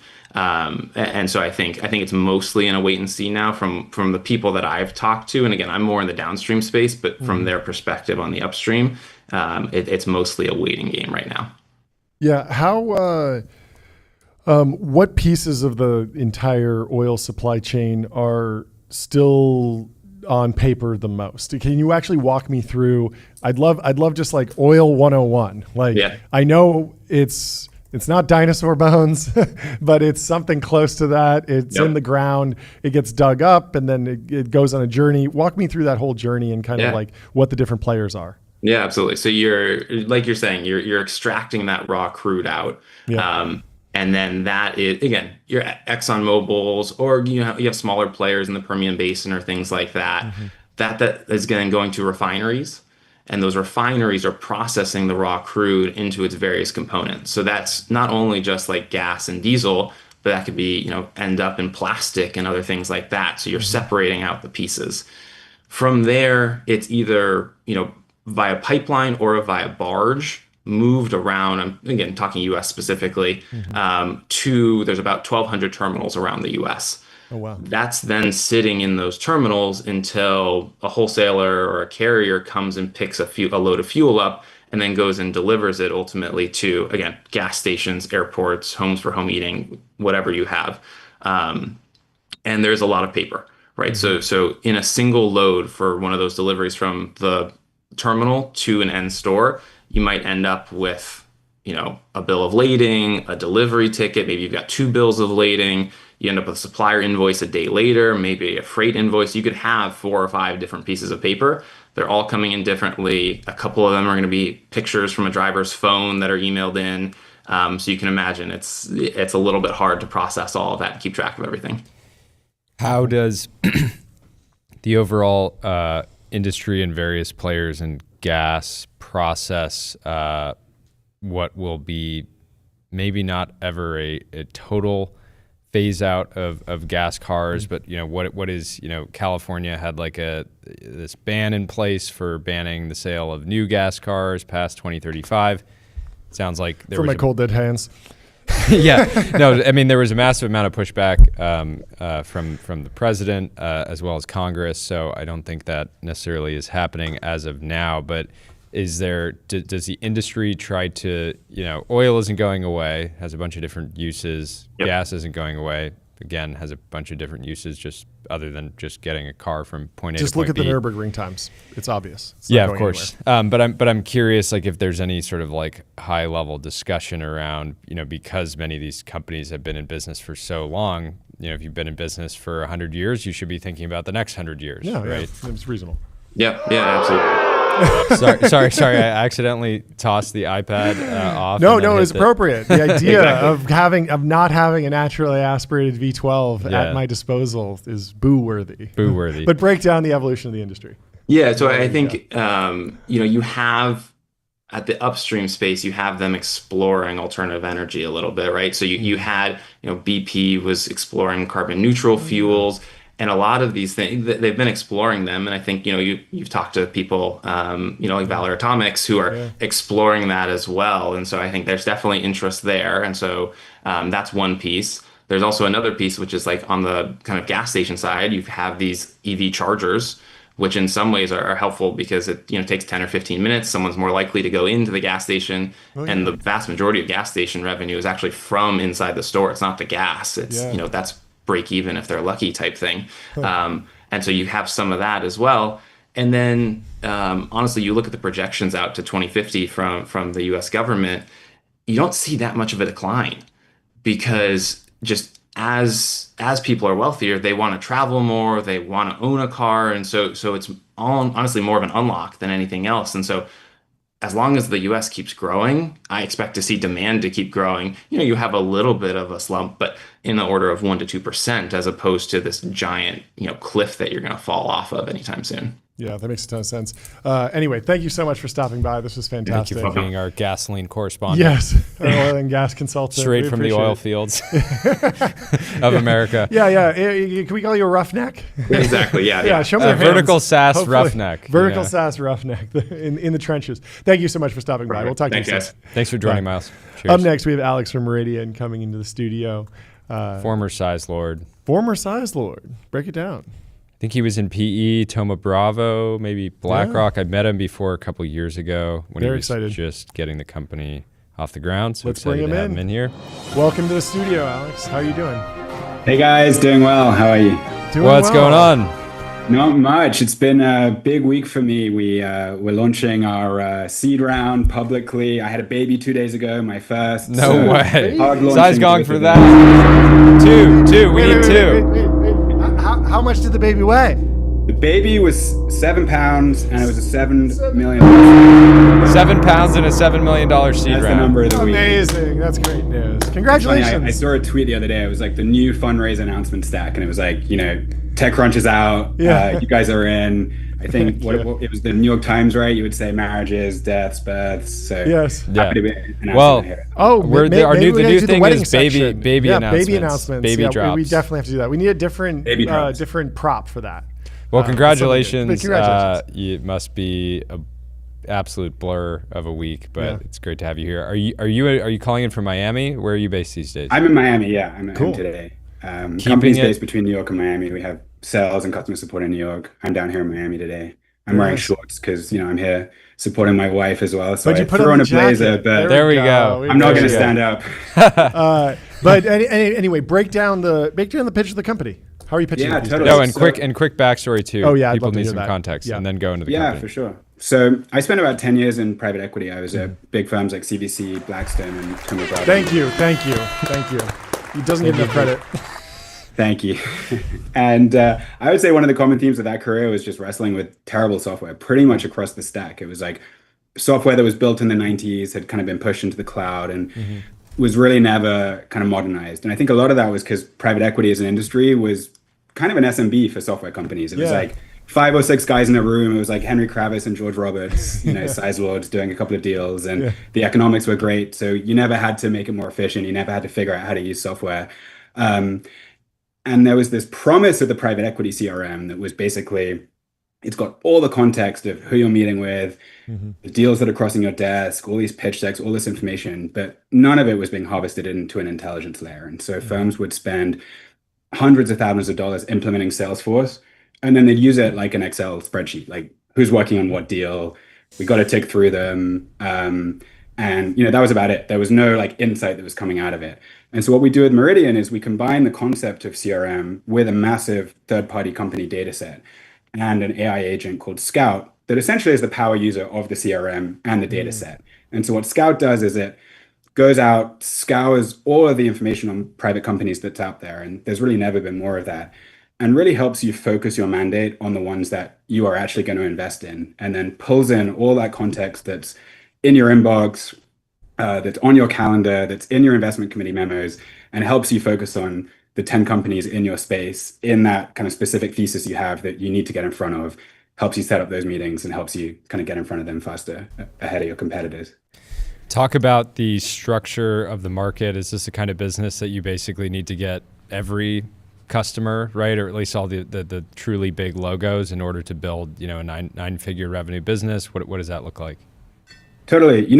When I first started the company, people said, obvious idea, right? People want a better CRM in private equity, but small market, like how big can it get? And I think what we've discovered is actually just how deep the market is. There are so many private equity firms. They've never, it's a really fast growing industry, but it's also a broadening industry, right? There's private credit that's just going through explosive growth. Oh yeah, it's huge. Hedge funds that are doing private deals now and kind of combining private and public.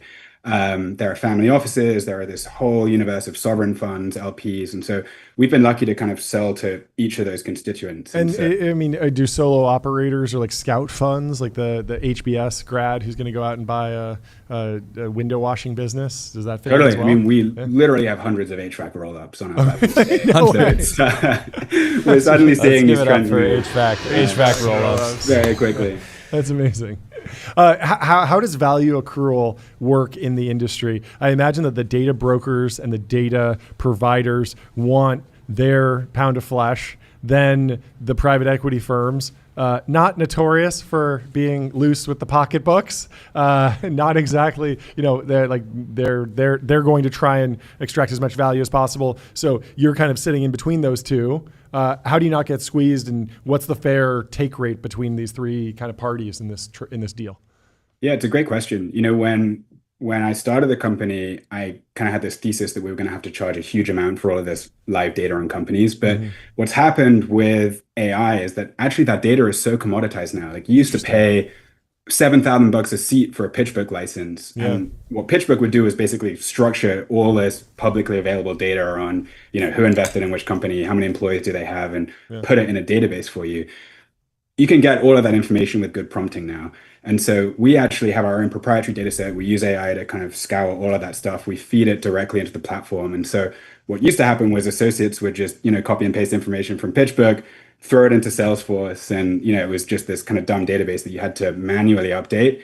Now we're able to just package all of that into the software. And so we do work with a few of the data providers. SourceScrub is one of them because they do have amazing proprietary data. But for the most part, these databases are, in my opinion, going to become incredibly commoditized over time. What is LinkedIn's role in the industry right now? I feel like LinkedIn has an incredible amount of data. I've seen growth equity investors look at headcount growth as hey, maybe I should give them a call. Yeah, I know venture investors that do that too. Track this, and they know a company's cooked long before the headlines start coming out. All the time when you see, there's two competitors and one's growing headcount and the other one's not. And yeah, they both raised at $5 billion a couple of years ago, but one's actually compounding. I mean, not that headcount growth is really it's kind of a vanity metric. It could be a bad signal, but it's usually at least a signal that people care about. Companies that are doing truly poorly don't tend to 10x headcount in a couple of years. Yeah. But I've always been interested in LinkedIn. Back in the day, you used to have an API, you used to be able to scrape it very liberally. I'm sure it's way more locked down.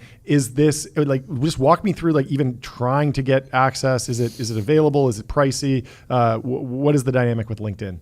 Yeah, LinkedIn data is a great data source. Headcount data is probably one of our most requested kind of numbers that we throw on every company profile. Another one is Glassdoor reviews. People want to know, is this a good place to work? Yeah. Are the account executives hitting quota? Or if they're not, that's a bad sign. Yeah.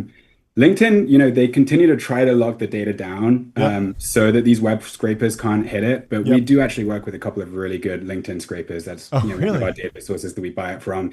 They're just, trying to be one step ahead of the LinkedIn algorithm. I think LinkedIn, not expecting that answer. Totally. I mean, they try to paywall as much as they can, but there are always ways around it. And frankly, I'm surprised that LinkedIn hasn't just API'd that data and started to sell it because it really is an incredible database that you can start using. But I guess they're just not API pilled because they will let you pay for a human seat and look at everything. But if you want to automate it, they're not as friendly. 100%. Yeah. Interesting. Jordy, any other questions? I'm curious if you have any insight. We have a friend of the show that was posting this morning. Oh, yeah, I was going to ask this. This is good. I'll pull up the post. You probably have crossed paths with him at some point. This is carried no interest. He's anon. He says, it is happening. About 2 weeks ago, I started getting 5+ emails a week saying the same thing. The VCs are ready to start selling. The insane glut that is the 2021 to 2022 vintage might start moving soon. VCs DM me. I have dry powder. And he says a screenshot. Are you guys still buying software companies? I have a well-respected VC firm that is finally wanting to part with a bunch of their good, not great assets or portfolio companies. Are you seeing this? I've been hearing about this for a long time, but there's always a question of when will this actually happen? And I'm sure back in your day you bought. I imagine you acquired venture-backed companies that were good but didn't quite, weren't necessarily going to go public or anything along those lines. Totally. I mean, I think the 2021 vintage is challenged for sure. And I think we're seeing a lot of private equity firms they're going to have to hold those deals for a long time. They're marking them at 1x because they have that luxury.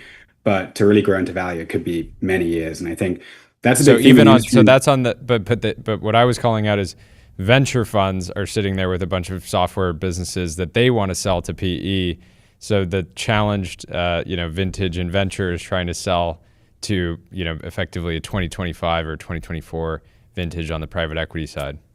Totally. No, and I think that's going to happen more and more. The IPO window's closed. Private equity is sitting on a lot of dry powder. They got to buy stuff. And I think those VC funds are going to see, definitely value impairment, right? Private equity are not paying the type of, let's say, ARR multiples that they probably invested in. But there's a lot of great IP that's out there. I think for the right private equity firm to come in, buy the IP, probably roll together a few of these things, I think it's actually going to be a great strategy. And I definitely see private equity firms getting more creative with how they want to work with some of these early but really highly valued companies that got over their skis. Awesome. Well, thank you so much for joining. Congratulations on the new baby and the seed round. It is a big week for you. Yeah, congrats. Thanks Come so much, back on guys. again soon. Go on. We'll talk Cheers. to you soon. Bye. Up next, we're covering our breaking news with Andreessen Horowitz. They said they wouldn't do this deal, but they did.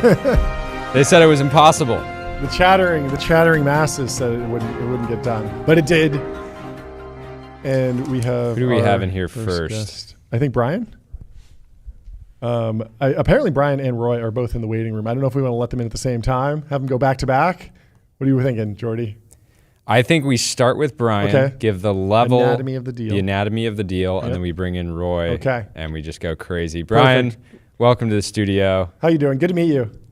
Good to meet you. Great to be here. Thanks, John. Thanks, Jordy. Your notifications must be crazy right now. Clulee, you guys decided, hey, Friday, let's throw it out. Take over the timeline. That's right. Nobody's crazy to launch. Everyone's going on a weekend. Yeah, there's no other Andreessen deals that are really taking up mind share right now. This is the one. Yeah, you guys, the thinking machines was leaking to the FT, the $2 billion deal. And of course, Clulee is just going to suck all the attention out of the room. For sure. This is the hot one. Anyways, we got your launch post here that we read through briefly earlier on the show. But why don't you break down background on you, and then let's break down the deal, why you invested, and then of course we're going to have Roy on in just 10 minutes. Fantastic. Background on me, been at A16Z for 4 or 5 years. Look at a lot of the AI applications. You've met a bunch of my colleagues here and had them on already. Invested in 11 labs, function health of the world. And prior to this, was at Snap as an early employee and was a CFO. Were you done in LA? Yeah. Are you in LA for now? 5 years. No, I'm in New York right now. My heart is in LA. Okay, yeah, we got to get you back. LA's coming up. It's too nice to live, all right, so deal rational, anatomy of deal, or as you said. The anatomy. I think it really breaks down to a couple things, but really 3 points. One is, distribution. It's really hard to get distribution these days, and to get it repeatedly is a little bit of a dark art. Yep. And so I think Roy has that in abundance. So one, got the distribution. We invest for strengths, as you know, not lack of weakness. Yep. And so that's really exciting for us. Second, I love the product. I grew up on Dragon Ball Z. Yeah. And I always wanted one of those scouters that tells you how strong is Jordy, how strong is John. Like the thing goes up, right? And that's essentially what it is on your web browser, right? Yeah. Talking to people, you just do a quick command enter, and it just gives you all the things you need to know while reading it and looking into your eyes. I think that's special. I think that sort of is right for a lot of the use cases, whether it's consumer or enterprise. So I love the product. So that's one thing I'll call out today. We've had our intern over on the intern cam testing the product all day long, and I've been impressed. Yeah, I've been impressed. He's there. Tyler, give us your review. Go. How are you liking it so far? Yeah, it's been really good. I mean, it's very fast. The answers are really good. I think it's like a great product. Well, that's amazing. Out of 10, what would you rate it? Why did you put him in a car? 9. It's our version of kind of like the office in a box. What do they call this? The quiet room? Yeah, a lot of people have like these toll booth or phone booth style. I think the World Economic Forum says like live in the pod, and our version of a pod is a Maybach. Yeah, it's perfectly soundproof. So when we don't want to hear him, he just rolls up the window. Keyboard, he just rolls up the window. But he's got a desk in there. It's he's a great got a comfortable setup. Phenomenal. Massage chair. Good ergonomics. Yes. Yeah. Thank you, Tyler. Yeah. So that was that's right. So we've had Roy on the show a couple times. We've covered some of the various stunts, and we got some pushback one of the times we had him on because we hadn't used the product, and somebody was calling us out. Yep. And now, as a company, we're paid subscribers of Clulee. We're customers. You can throw the TBPN logo on the site. Yeah. And I've been impressed. Like we were kind of firing back questions, using it more in that interview functionality, and the answers were very good guesstimates of if somebody that had generalized knowledge on a topic being able to answer quickly. And he actually looked better question on it answered the 747 question better than my ChatGPT 4.0 direct answer question. Clulee mogged. Yeah. 03. Yeah. Whatever I wasn't 03. Clulee mogged 03. Love but that. It did well. I guess the last point I'll just add on. It's revenue conversion. A lot of people think, is it just hype and what's happening? Is it all distribution, all the stunts? the truth is that he is actually converting that to revenue, right? Whether it's consumer or enterprise. So that to me is sort of the seriousness that underlies the crazy stunts that people see outside. And that combination works for me. I'm excited for it. And let's go. Let's go. Let's go back to the first one. Roy's clearly great at distribution, breaking through, getting attention. It feels like earned media does have a cap versus paid media or brand marketing or some of the other flywheels of referral programs or some viral mechanic. It doesn't have a cap, John. He's going to be in front of Congress, using Clulee and some spectacles. Well, that's a good question. Cheating when he's dragged in front of Congress, for antitrust. Do you think it has a cap or because you could one scenario is this is not his permanent go-to-market motion. It's merely the beachhead. Yeah. It's the way to break through, get attention, hire the first 50 interns, but the next 1,000 interns will come through recruiters and kind of standard practice, and he'll be on a more traditional podcast circuit when he has news, but we won't be hearing from him every single day. The other is that maybe we're in a new era, and he actually can, and the company can go viral every single day, and you're seeing kind of the Mr. Beast playbook in reverse. Instead of Mr. Beast going viral every day and then launching a snack brand, the other way around. So he builds a company and then becomes famous on the back of that company. Which one of those feels right to you? Yeah, I think maybe I'll just comment one. Mr. Beast follows Roy, so that's there we fun. go. Fun fact one.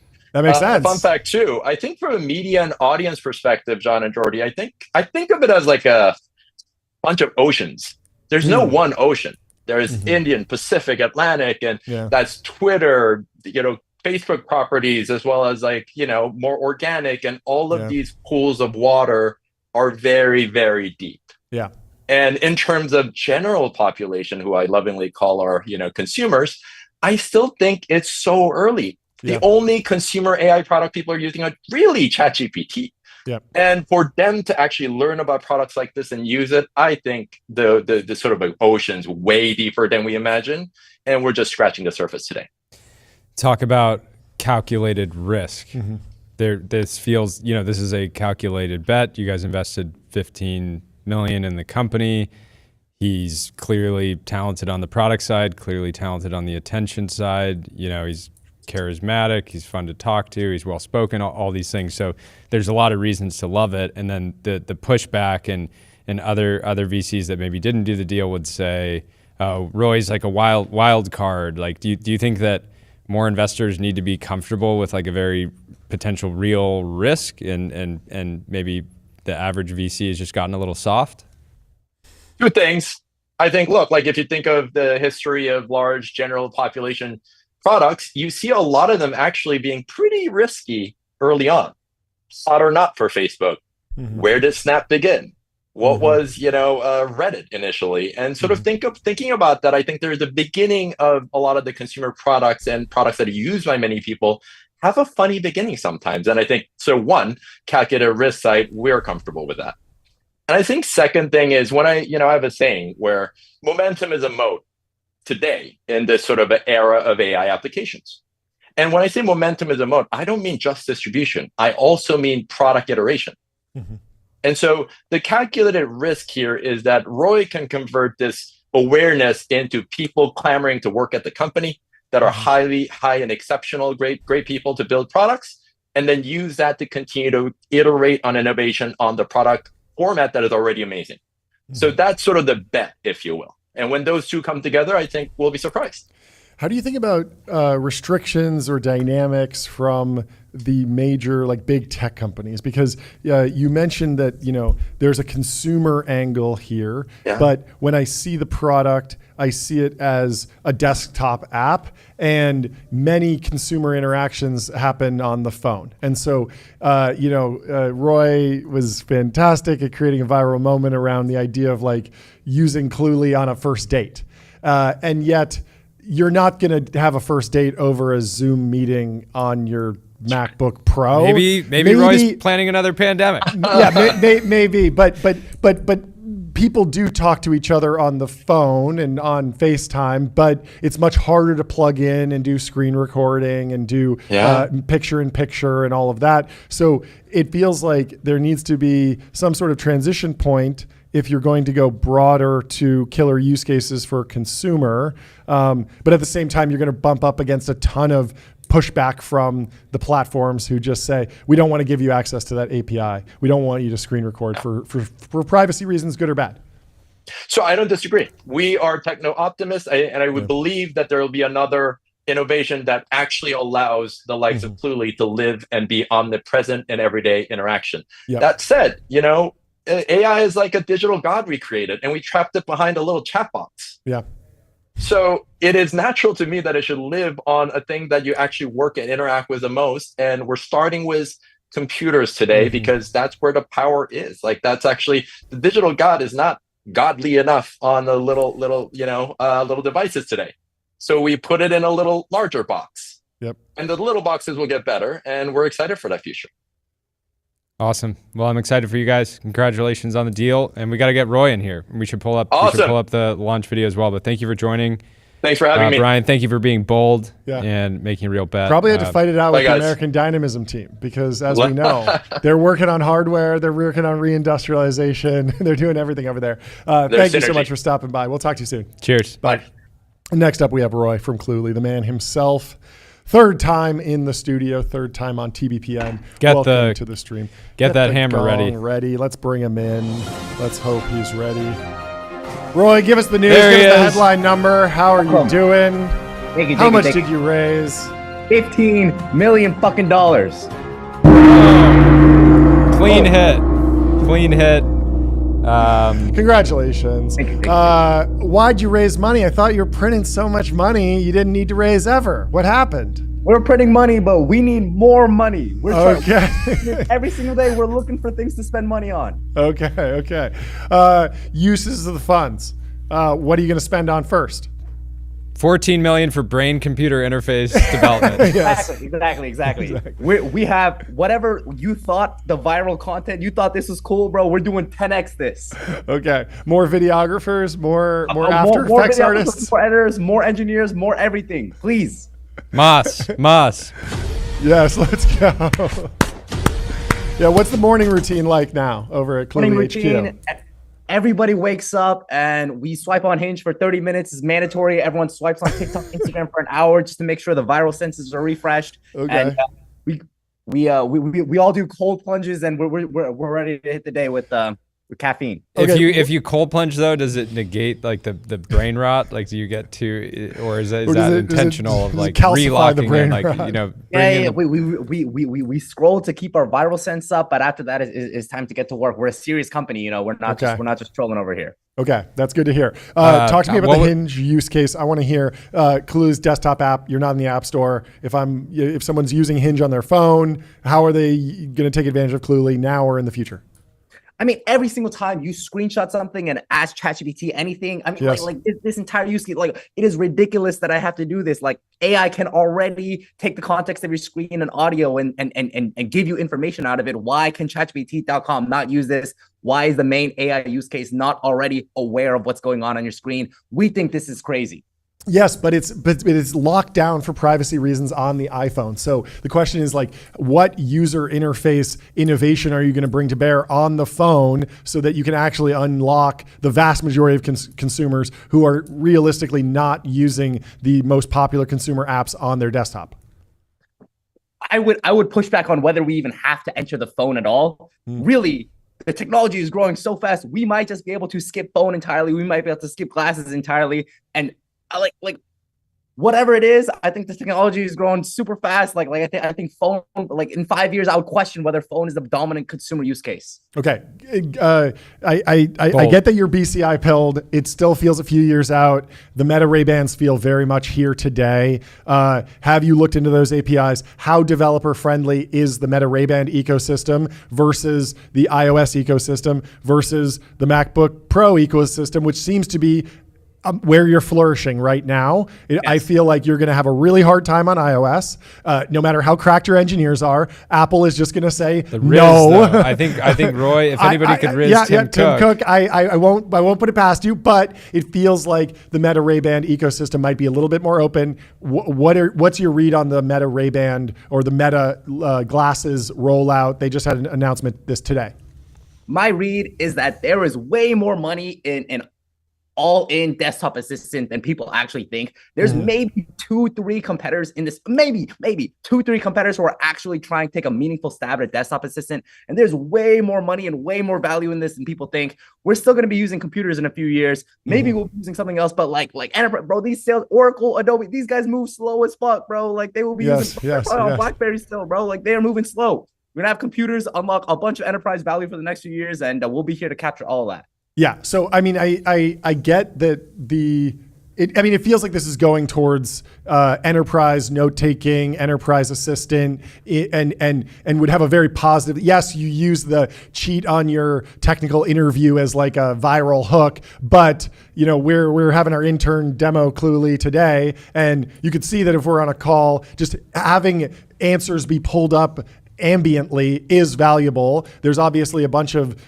bots that plug in and listen and record your emails, but being more proactive seems like a step forward. It begs the question, why are you in the consumer group in Andreessen? But I guess that there still is a consumer angle long term. But how are you seeing Clulee users adopt the product? It feels like the logical case is at work on the desktop. Yeah, well, of course. I mean, if the question is how are Clulee users using the product? Yes. Most people, it is most helpful in a meeting. Right now, there's no product on the tool that gives you live assistance during a meeting. Yes. That's where all the prosumer and enterprise values, most prosumer and enterprise values being derived. Yes. Other than that, we have the gigantic consumer, the most viral use case ever of literally cheating, bro. Answers you questions. And even when you're doing homework, I mean, just immediate, bro. Like you do all your homework instantly. When you're doing quizzes, assignments, when you're watching lectures, bro, immediate, bro. It's just immediate help. Immediate on site. Gotta give a shout out to the whole team. We were reviewing Clulee throughout the show today. We were pretty impressed with the product. I think a lot of people that are yapping on the timeline haven't tried it yet. And we would never. And I think anytime going forward somebody leaves a negative comment, just say, hey, totally understand how you might think that. Why don't you just use the product for 5-10 hours and then come back and let me know if you feel the same way. I think that's the right You get move. a user out of it. Talk about the process for the round. You raised a seed round not very long ago. Did this come inbound? I will say right now to all the VCs watching, if you ever are trying to get around, you get me an email thread and you say, hey, let me loop in my assistant and we'll schedule a call in 2 weeks. You are not getting allocation. And I'll ring up every single one of my friends to make sure you don't get allocation. Bro, these rounds move so fucking quick. You don't have too much. Your whole job is to find the alpha and invest quick and early. Why are you looping an assistant in 2 weeks?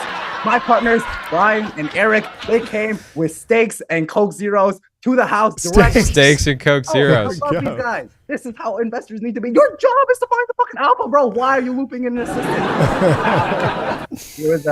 There was a preempt, and I think all rounds you need to preempt. Like fucking hot, bro. Preempted founder. If you're not getting preempted, just shut your company rounds. down. Even if you're running out of money, if you're not getting preempted, just shut the company down. Shut the company down. That's great. Bro, these rounds are moving so quick. Companies grow so fast. VCs don't have 2 weeks to loop in your assistant. Okay. What is your underlying motivation for building this company? I want to be conqueror of the fucking universe. It is so obvious that AI is going to massively expand what is capable. And I think even in 5-10 years, bro, if we keep growing at this rate, we'll be on the next ship to Mars. We'll all be living to 400 years old and I'll be jacked till I die.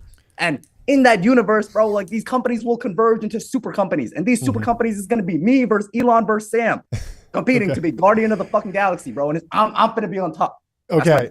Sounds like you're power hungry. There's been a criticism, which can be a strength. A strength. There's clearly a subtweet about you going around on X, arguing that you are driven by fame, not greed or idealism.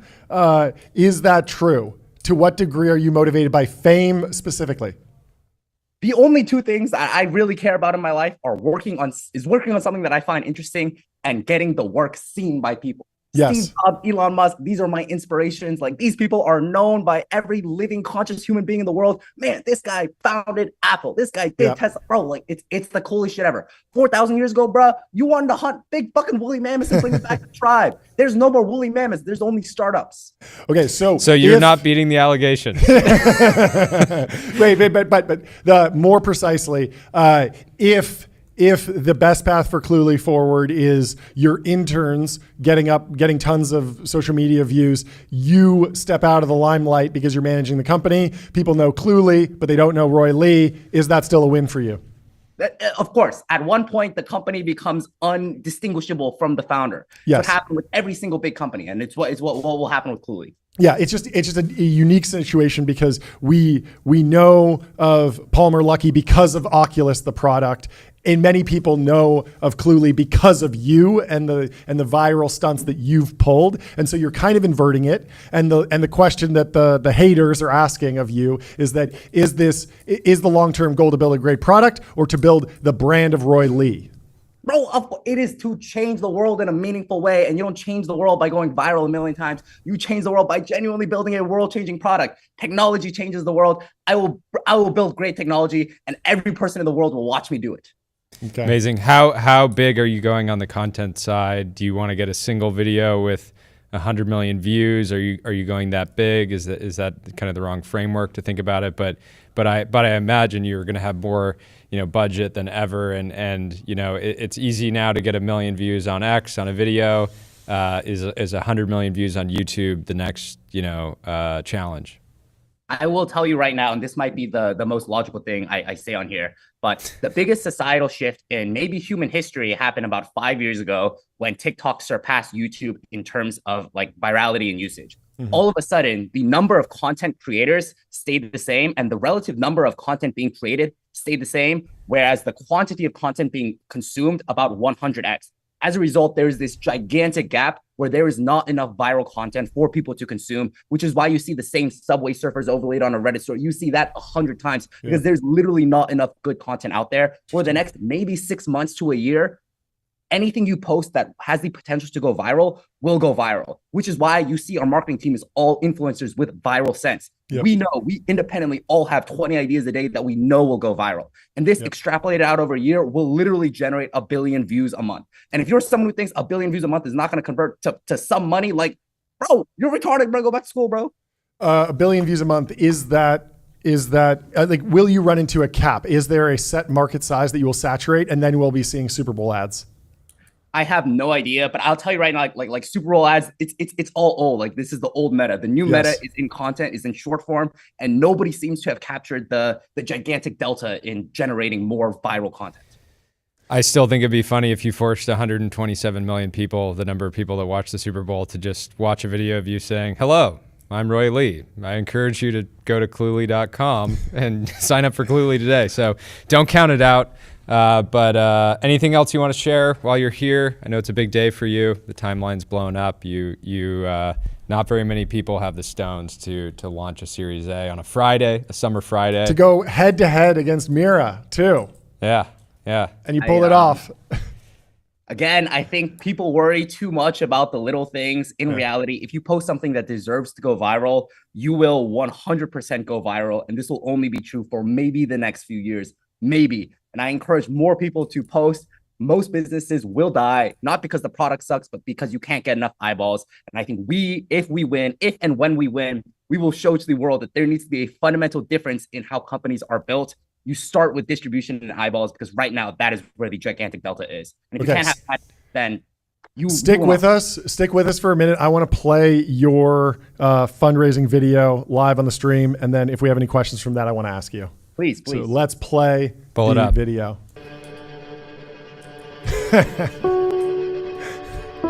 Mr. Lee, Columbia University has found you guilty of academic integrity violations. Do you have anything to say? Color grade. Look, I've already apologized to school, but to be honest, in 2 years, nobody's going to think this is cheating. Yo, the Andreessen wire just hit. You think it'll last us through the summer?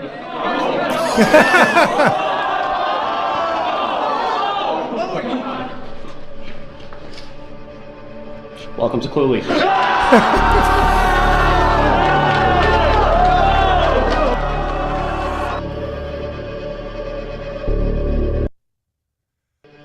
Great video. Great Banger. video. Congratulations. Banger. I gotta hit the gong again.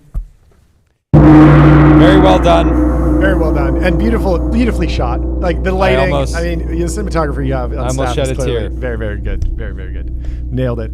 Anything else for Roy? Yeah, that's it for now. In-house studio. It's crazy that you can shoot that in-house. That really is remarkable. Congratulations.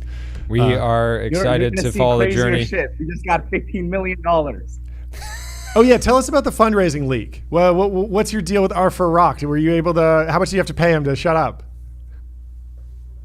Man, I was begging him. You guys have no idea. For the last few weeks, I've been begging this man. Please do not leak it. Do not leak it. Why? I feel like it already leaked separately, and like I feel like you would be leaning into a leak. I was expecting like a collab almost. I think whatever leak there could possibly be, I have very strong faith in my ability to make my announcement go more viral. Oh, sure. This video will go more viral than any leak would have, even if I tried. Yeah. That makes sense. So you actually don't want to take the gas out of the tank. I love it. Thank you so much for stopping by. This is fantastic, and good luck. Congratulations to you and the team. Excited to watch you guys cook this summer. Yeah. And hopefully the 15 mil makes it, back, August. Just remember, August, it's going to be hard to get. The autoresponders will be on. It's going to be hard to get those 24-hour meetings. Yeah. And so just make sure you got the runway to September. Yeah. And this might come as a shock, get preempted again, IPO underwriters do not preempt. So at some point you will have to stop with the preempt everything mantra. I don't know. There's some SPAC sponsors out there. Who knows? Maybe you'll get preempted on the SPAC too. SPAC in the fall. I wouldn't be surprised. So. You're saying it as a joke. I feel like it might be in the cards. We're going to be tracking it. Thank you so much for stopping by. Awesome, Roy. Great chatting with you. We'll talk to you later. Talk soon. Bye. Wow. What a sensational run for Roy Lee. I'm very excited for him. Just getting started too. I won't dox any particular names, but Roy Lee is the most controversial guest within my family group chat. Very, very divisive. Part of my family absolutely loves him and is like, he is a national treasure. And another member of my family is like, I cannot stand this guy. Which is why it's good content. The internet loves people that are, divisive. Yeah, but I feel like this was like a more serious interview, and I feel like we broke through a little bit more. And obviously, like, there is the idea of Roy Lee, the character who can play a character that can go viral, and there is the Roy Lee who is like an entrepreneur, the man. And we got a little bit through, and I'm fine with either showing up. I'm actually fine to do an interview with the character and have fun on the stream. I'm also interested to talk to him, as just a person who's building a company. And I think we got a little bit of both. Still, lots of uncertainty. It's an early stage company, but I'm rooting for him. Hopefully he builds something great. And it seems like the product has been pretty good so far. Awesome. Well, we have Dave from HF0 in the studio. There he is. To the stream, What's Dave? Going on? How we doing, y'all? We're doing great. It's been a banger day. Lots of news. Dude, tough to follow up Roy Lee. The guy has a lot of energy. So we gotta bring amp it up. Give us some numbers. Give us how many companies were in the last batch. We do 10 companies every single time, y'all. There we go. Give us the audience some quick background on you and HF0, and then let's dive into the batch and talk about some of the companies. Sweet. So I'll give a little backstory. Is it cool if I give like a 2-minute backstory? Absolutely. Perfect. We'd love that. So a little backstory on myself. Started the largest hackathon in the world like 10 plus years ago. It's called MHacks at the University of Michigan. Oh yeah. And I dropped out of Michigan and just traveled to different universities helping spread hackathons. Then I had my heart broken. I quit everything when I lived in monasteries for 1.5 years. And HF0 is essentially a monastery meets a hackathon. And so I started investing about 6 years ago now. This is before HF0. And my third investment was a startup called Ramp that actually pretty cool. You should have just called it quit. Many people would have said, nope, that's it. I've done it. But you kept going. You kept going. Congratulations. Depends on why you do it. And so our normal investing was going really well, but then we started thinking, like, what is the product that these top technical founders actually want, even more than cash? Everyone's trying to invest money in them, but what is the product that they actually want? And that's how we came up with HF0. It's essentially a monastery meets a hackathon. It's a 10-week monastic retreat where you let go of everything in your life and drop into the zone of your life and build. And it's a lot of repeat founders join our program. It's the most selective startup residency in the world. And actually, so the backstory is interesting. So the first batch was in New York, and it kicked off February 15th, 2020. Wasn't a great timing to have a in-person bunch residence. of people in the same house. Yeah.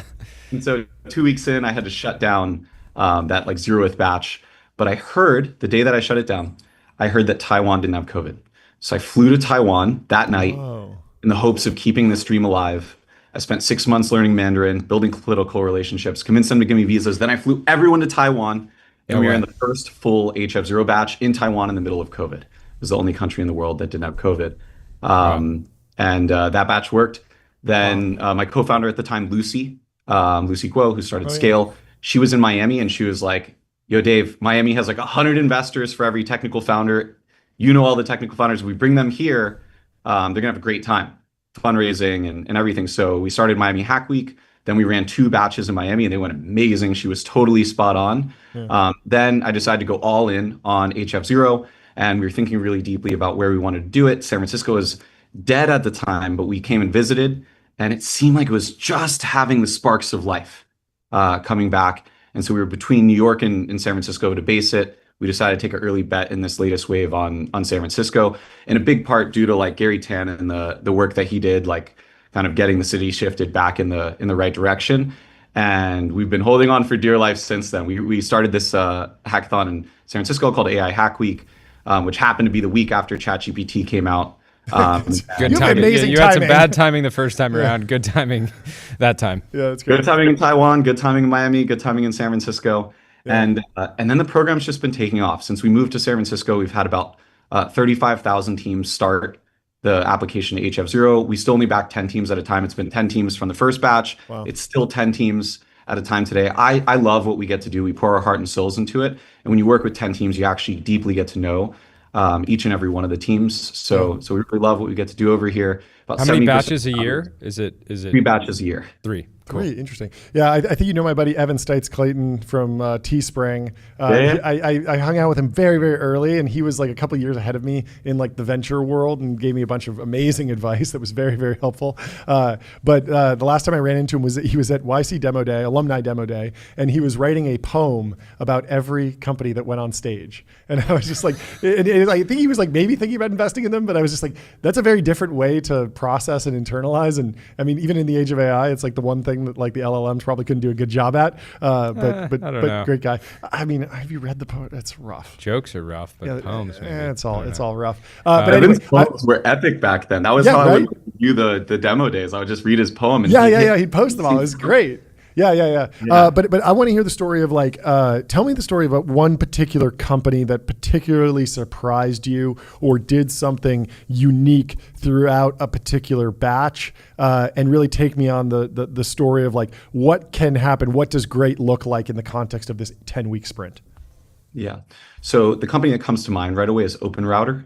So a lot of the folks listening probably use OpenRouter. It's the top router when you want to switch between models. So Gemini 2.5 Flash came out, and it was like incredible and way cheaper. And then if you're on OpenRouter, you click one button and you switch everything over from OpenAI to Gemini, or from Gemini to Anthropic. And if you actually you can go to openrouter.ai/rankings, and they have like essentially the definitive usage rankings for all the LLMs. But to your question, when Alex was in HF0, this was like fall 2023.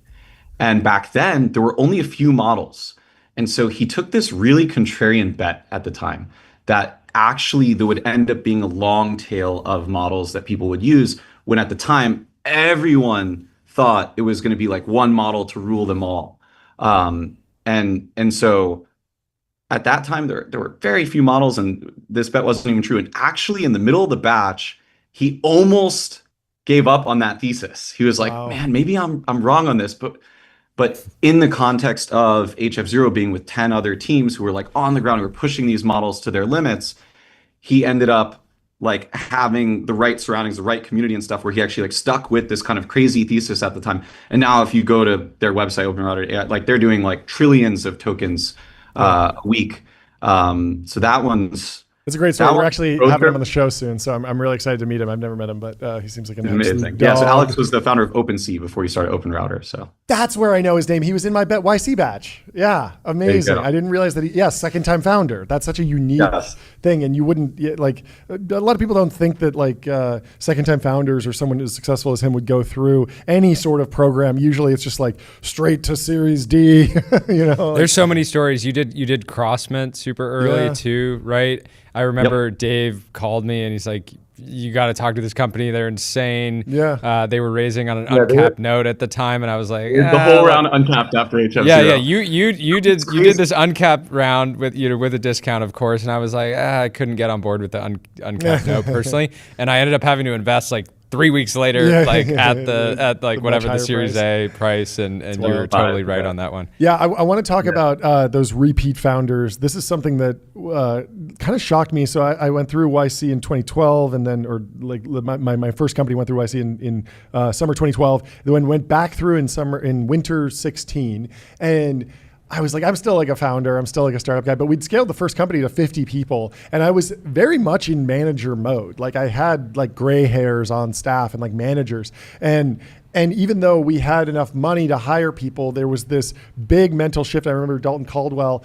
from Y Combinator kind of telling me like, hey, you got to go back into individual contributor mode. You got to, even though you can afford and you're connected enough, you got to do it yourself. And through that, it was a wildly different experience and it was really good. Talk to me about some of the shifts that you see in these second time founders going back to these like, dedicated environments where you're maybe not hiring and scaling and raising a bunch of money, even if you can. Yeah, so about 70% of the founders we back are repeat founders, and usually our kind of bar for actually considering the repeat founders is their last company did at least 10 mil annualized. Yeah. And in fact, in this batch, the 10 teams, 5 of the founders either built $1 billion company before this, or their previous company was doing 100 mil plus. Wow, that's very different. And so the challenges of repeat founders are actually pretty unique to being a repeat founder. It's like by virtue of their success, their last company, they were managing, hundreds, maybe even like 1,000 people. Yep.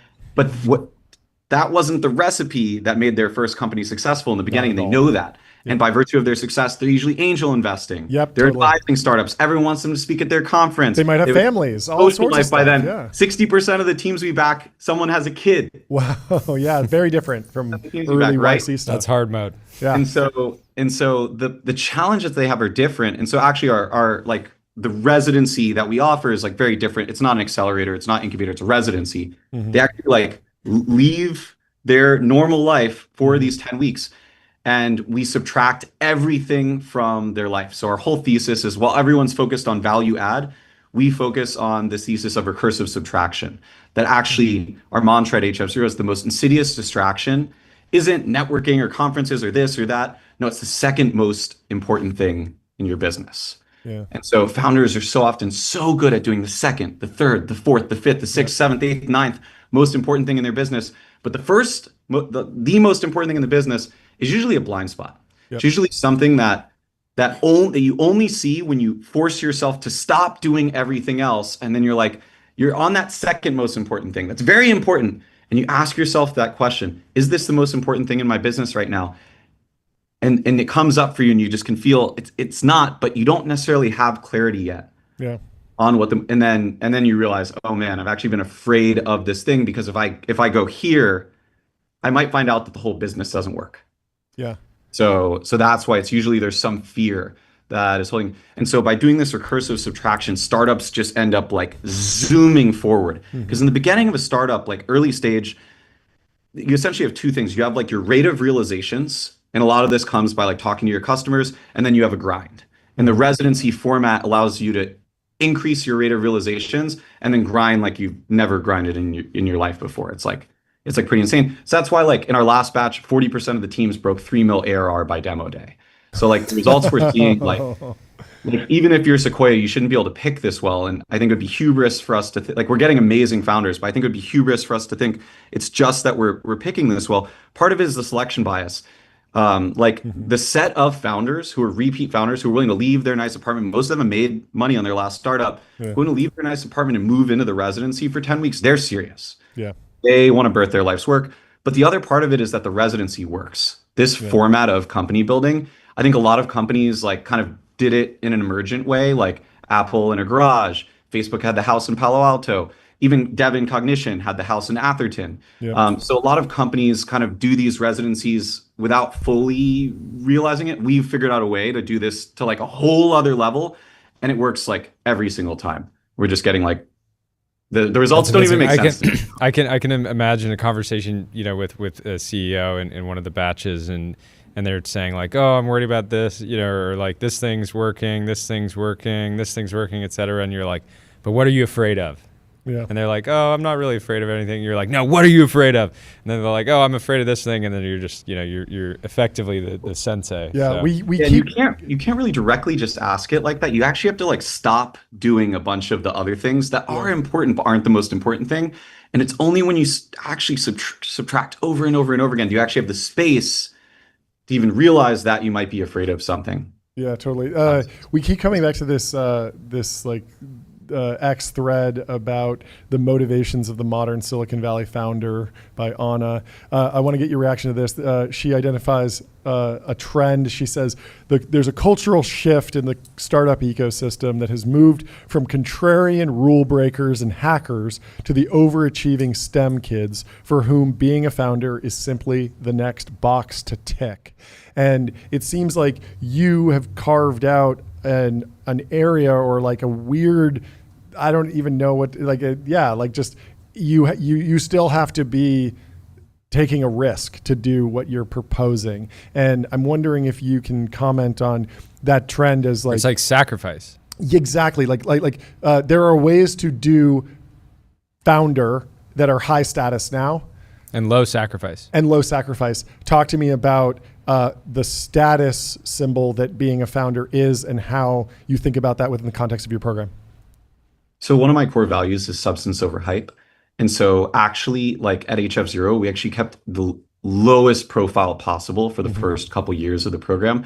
Because in my mind, I'm like, there's nothing to talk about here until, we have our first unicorn or, first company goes public or whatever. Like I already know a ton of engineers and everything. I want to just build the best product in the world for founders. There's no one else building this product for repeat founders. And so that's what I'm constantly focused on. That said, Jordan, our creative director, who I think y'all chatted to, and then my co-founder, Emily, did convince me. They're like, hey, Dave, there's like nothing online about HF0. It's like 2 years in. They're like, we should do at least something. So when people who don't know you already look it up, they know it's like actually a real thing. Yeah. And so they fought me on this for like 6 months. And then finally I was like, okay, well, if you get the New York Times, we can do it. But I was joking. I didn't think they'd actually. And then next thing you know, we had a New York Times writer like living with us for a week. And she happened to have been like a Google engineer before she was a New York Times writer. And then she loved it so much that she started coding again. Oh, wow. At the house. And so that was sweet. And so You're turning journalist. These repeat founders who join our program, and really the founders that we filter for, they are here to birth their life's work. Like these folks aren't founders because it's any sort of status thing.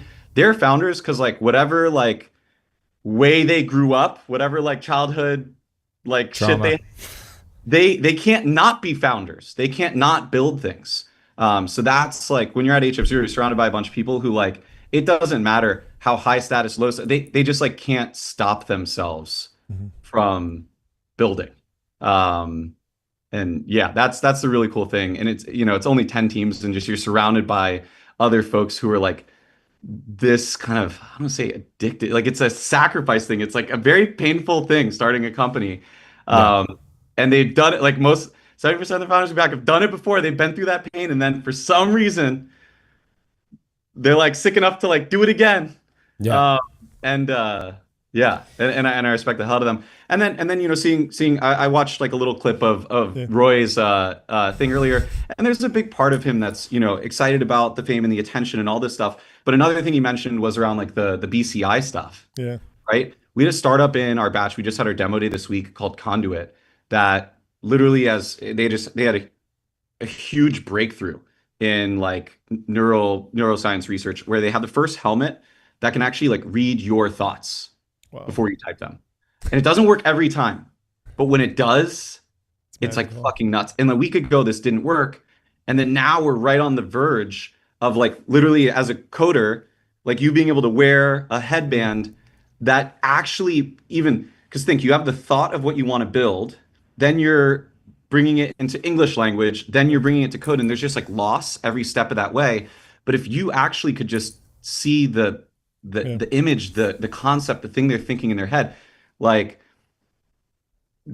prompt, like, you know, vibe coding's cool, but like thought to cursor, accept all. Don't make mistakes. Like, build me a $100 million revenue business. Don't make mistakes. But I mean, the BCI stuff is super real. Like Nudge, there's so many companies working on this stuff now. And I saw one company that was doing like they would read your brain while you were sleeping and then use generative AI to generate videos about what you dreamt about. Like even that, even if it's like wildly off and abstract, it's still just like a cool thing to have on your nightstand. And so it does seem like we're about to see a Cambrian explosion in this industry. Well, yeah, I wanted to have you review the companies, but we should just have we should have a bunch of them on. So. I mean, we're having Alex on soon, so please send us all the companies. We want to talk to them. This is fantastic. Awesome. Thank you so much for joining, Dave, and congratulations on all the progress. It's an awesome story. One last note that's pretty crazy. So from our last batch, average valuation post demo day was 50.3 million. Whoa. Anyways, that's all, y'all. Everyone was like, oh, it'd be great if there was like some type of but it's only 16x revenue accelerator residency with reasonable valuations. I'm kidding. No, for their revenue, it's very reasonable. Yeah. It's less than a 20x revenue multiple, which isn't that crazy. Like, you know, they have real traction. If you'll meet any founders on TBPN who want to make 12 months of progress in 12 weeks, send them our way. Much love, y'all. Will do. We'll talk to you soon. Great talking, Dave. Cheers. Fantastic. Well, anything else you want to cover? Somebody from your, I don't know if you want to. I don't know if you want to dox the family member. No. But this is what I was telling you about. Like Roy Lee is the most controversial person in my family right now because half my family loves him. But is this your grandma saying he's no someone else? Okay. But yeah, it's very funny. Good stuff. Anyway, is the intern cam still active? I want to go to Tyler for one last pop quiz. Oh, is he on? Okay. I wanted to ask you. Yeah, what's the capital of Michigan? The capital of Michigan. Didn't you go to school there? I think it's Lansing.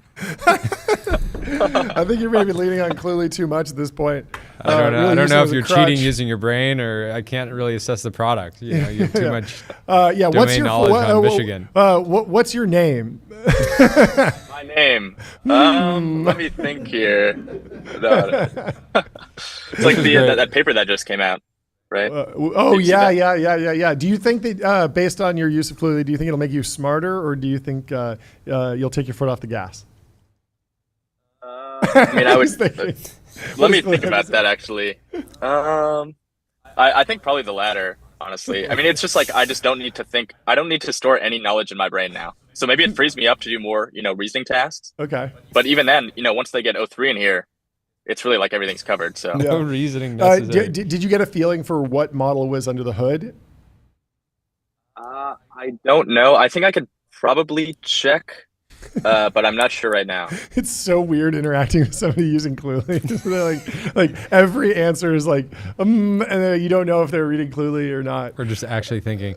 Well, anyways, people should go try the product. Yeah, make your own decision. I really think that anytime Roy gets a negative comment, please just use the product for 5+ hours, and then you can have an opinion. The message to Andreessen: no crying in the casino.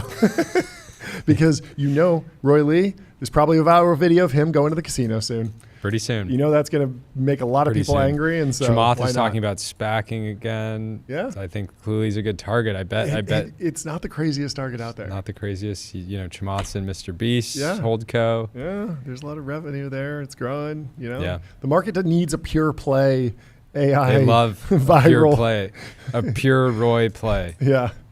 There's no pure play. Well, we have some more breaking news. Apparently, break it down. Apple held internal talks about buying Perplexity. Okay, yeah, you mentioned that. But clearly, everybody's talking about buying Perplexity. Yeah.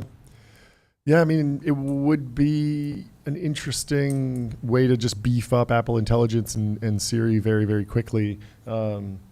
the Perplexity team's clearly built a great product. The question has always just been like, it's hard to unseat people from ChatGPT and Google. It's really hard to break through. What's interesting is like comparing it to the Roy Lee story, which is like, I feel like Perplexity has gone viral many, many times. And if you look at the even just like the presence of the CEO, Aravind, let me look up how many Aravind at Perplexity. He has 271,000 followers. Roy Lee is just over 100,000. So similar kind of broken through, serious, on the podcast circuit. Very, respected founder, raised money, a lot of attention on the company. But it's always difficult to actually get people to switch their daily driver from Google search to Perplexity in mass. Yeah. But if you can team up with a company like Apple, that would solve that distribution problem. And so there probably is a case to underwrite the deal at some sort of, I imagine the number was big if they were talking. I don't imagine it was some, we'll take you out for a fraction of the preferred. No, it was probably a real deal if they were talking about it. And so, but the question is like, could it make iPhone users happier? Could it make the next version of the iPhone even more addictive and higher retention and get people to upgrade to the Pro phone with a faster chip that's going to have faster local Perplexity and faster interactions over Apple Intelligence or Siri? I mean, Siri was an acquisition after all. They didn't pay very much for it, but it was. And so the idea that Apple never acquires things is not really true in the AI space. So I don't know. I'm rooting for them either way. I'd love as a consumer, I'm rooting for Apple. I would love a better search experience on Apple natively. And I feel like getting a major player in AI in the company would be the perfect thing right now. So I hope it happens. But good luck to everyone on both sides of the negotiation. Well, it is the weekend. Have a great weekend, folks. Leave us 5 stars on Apple and Spotify. And thanks for tuning in. We will be back on Monday. Have a great weekend. Wait. We'll talk to you then.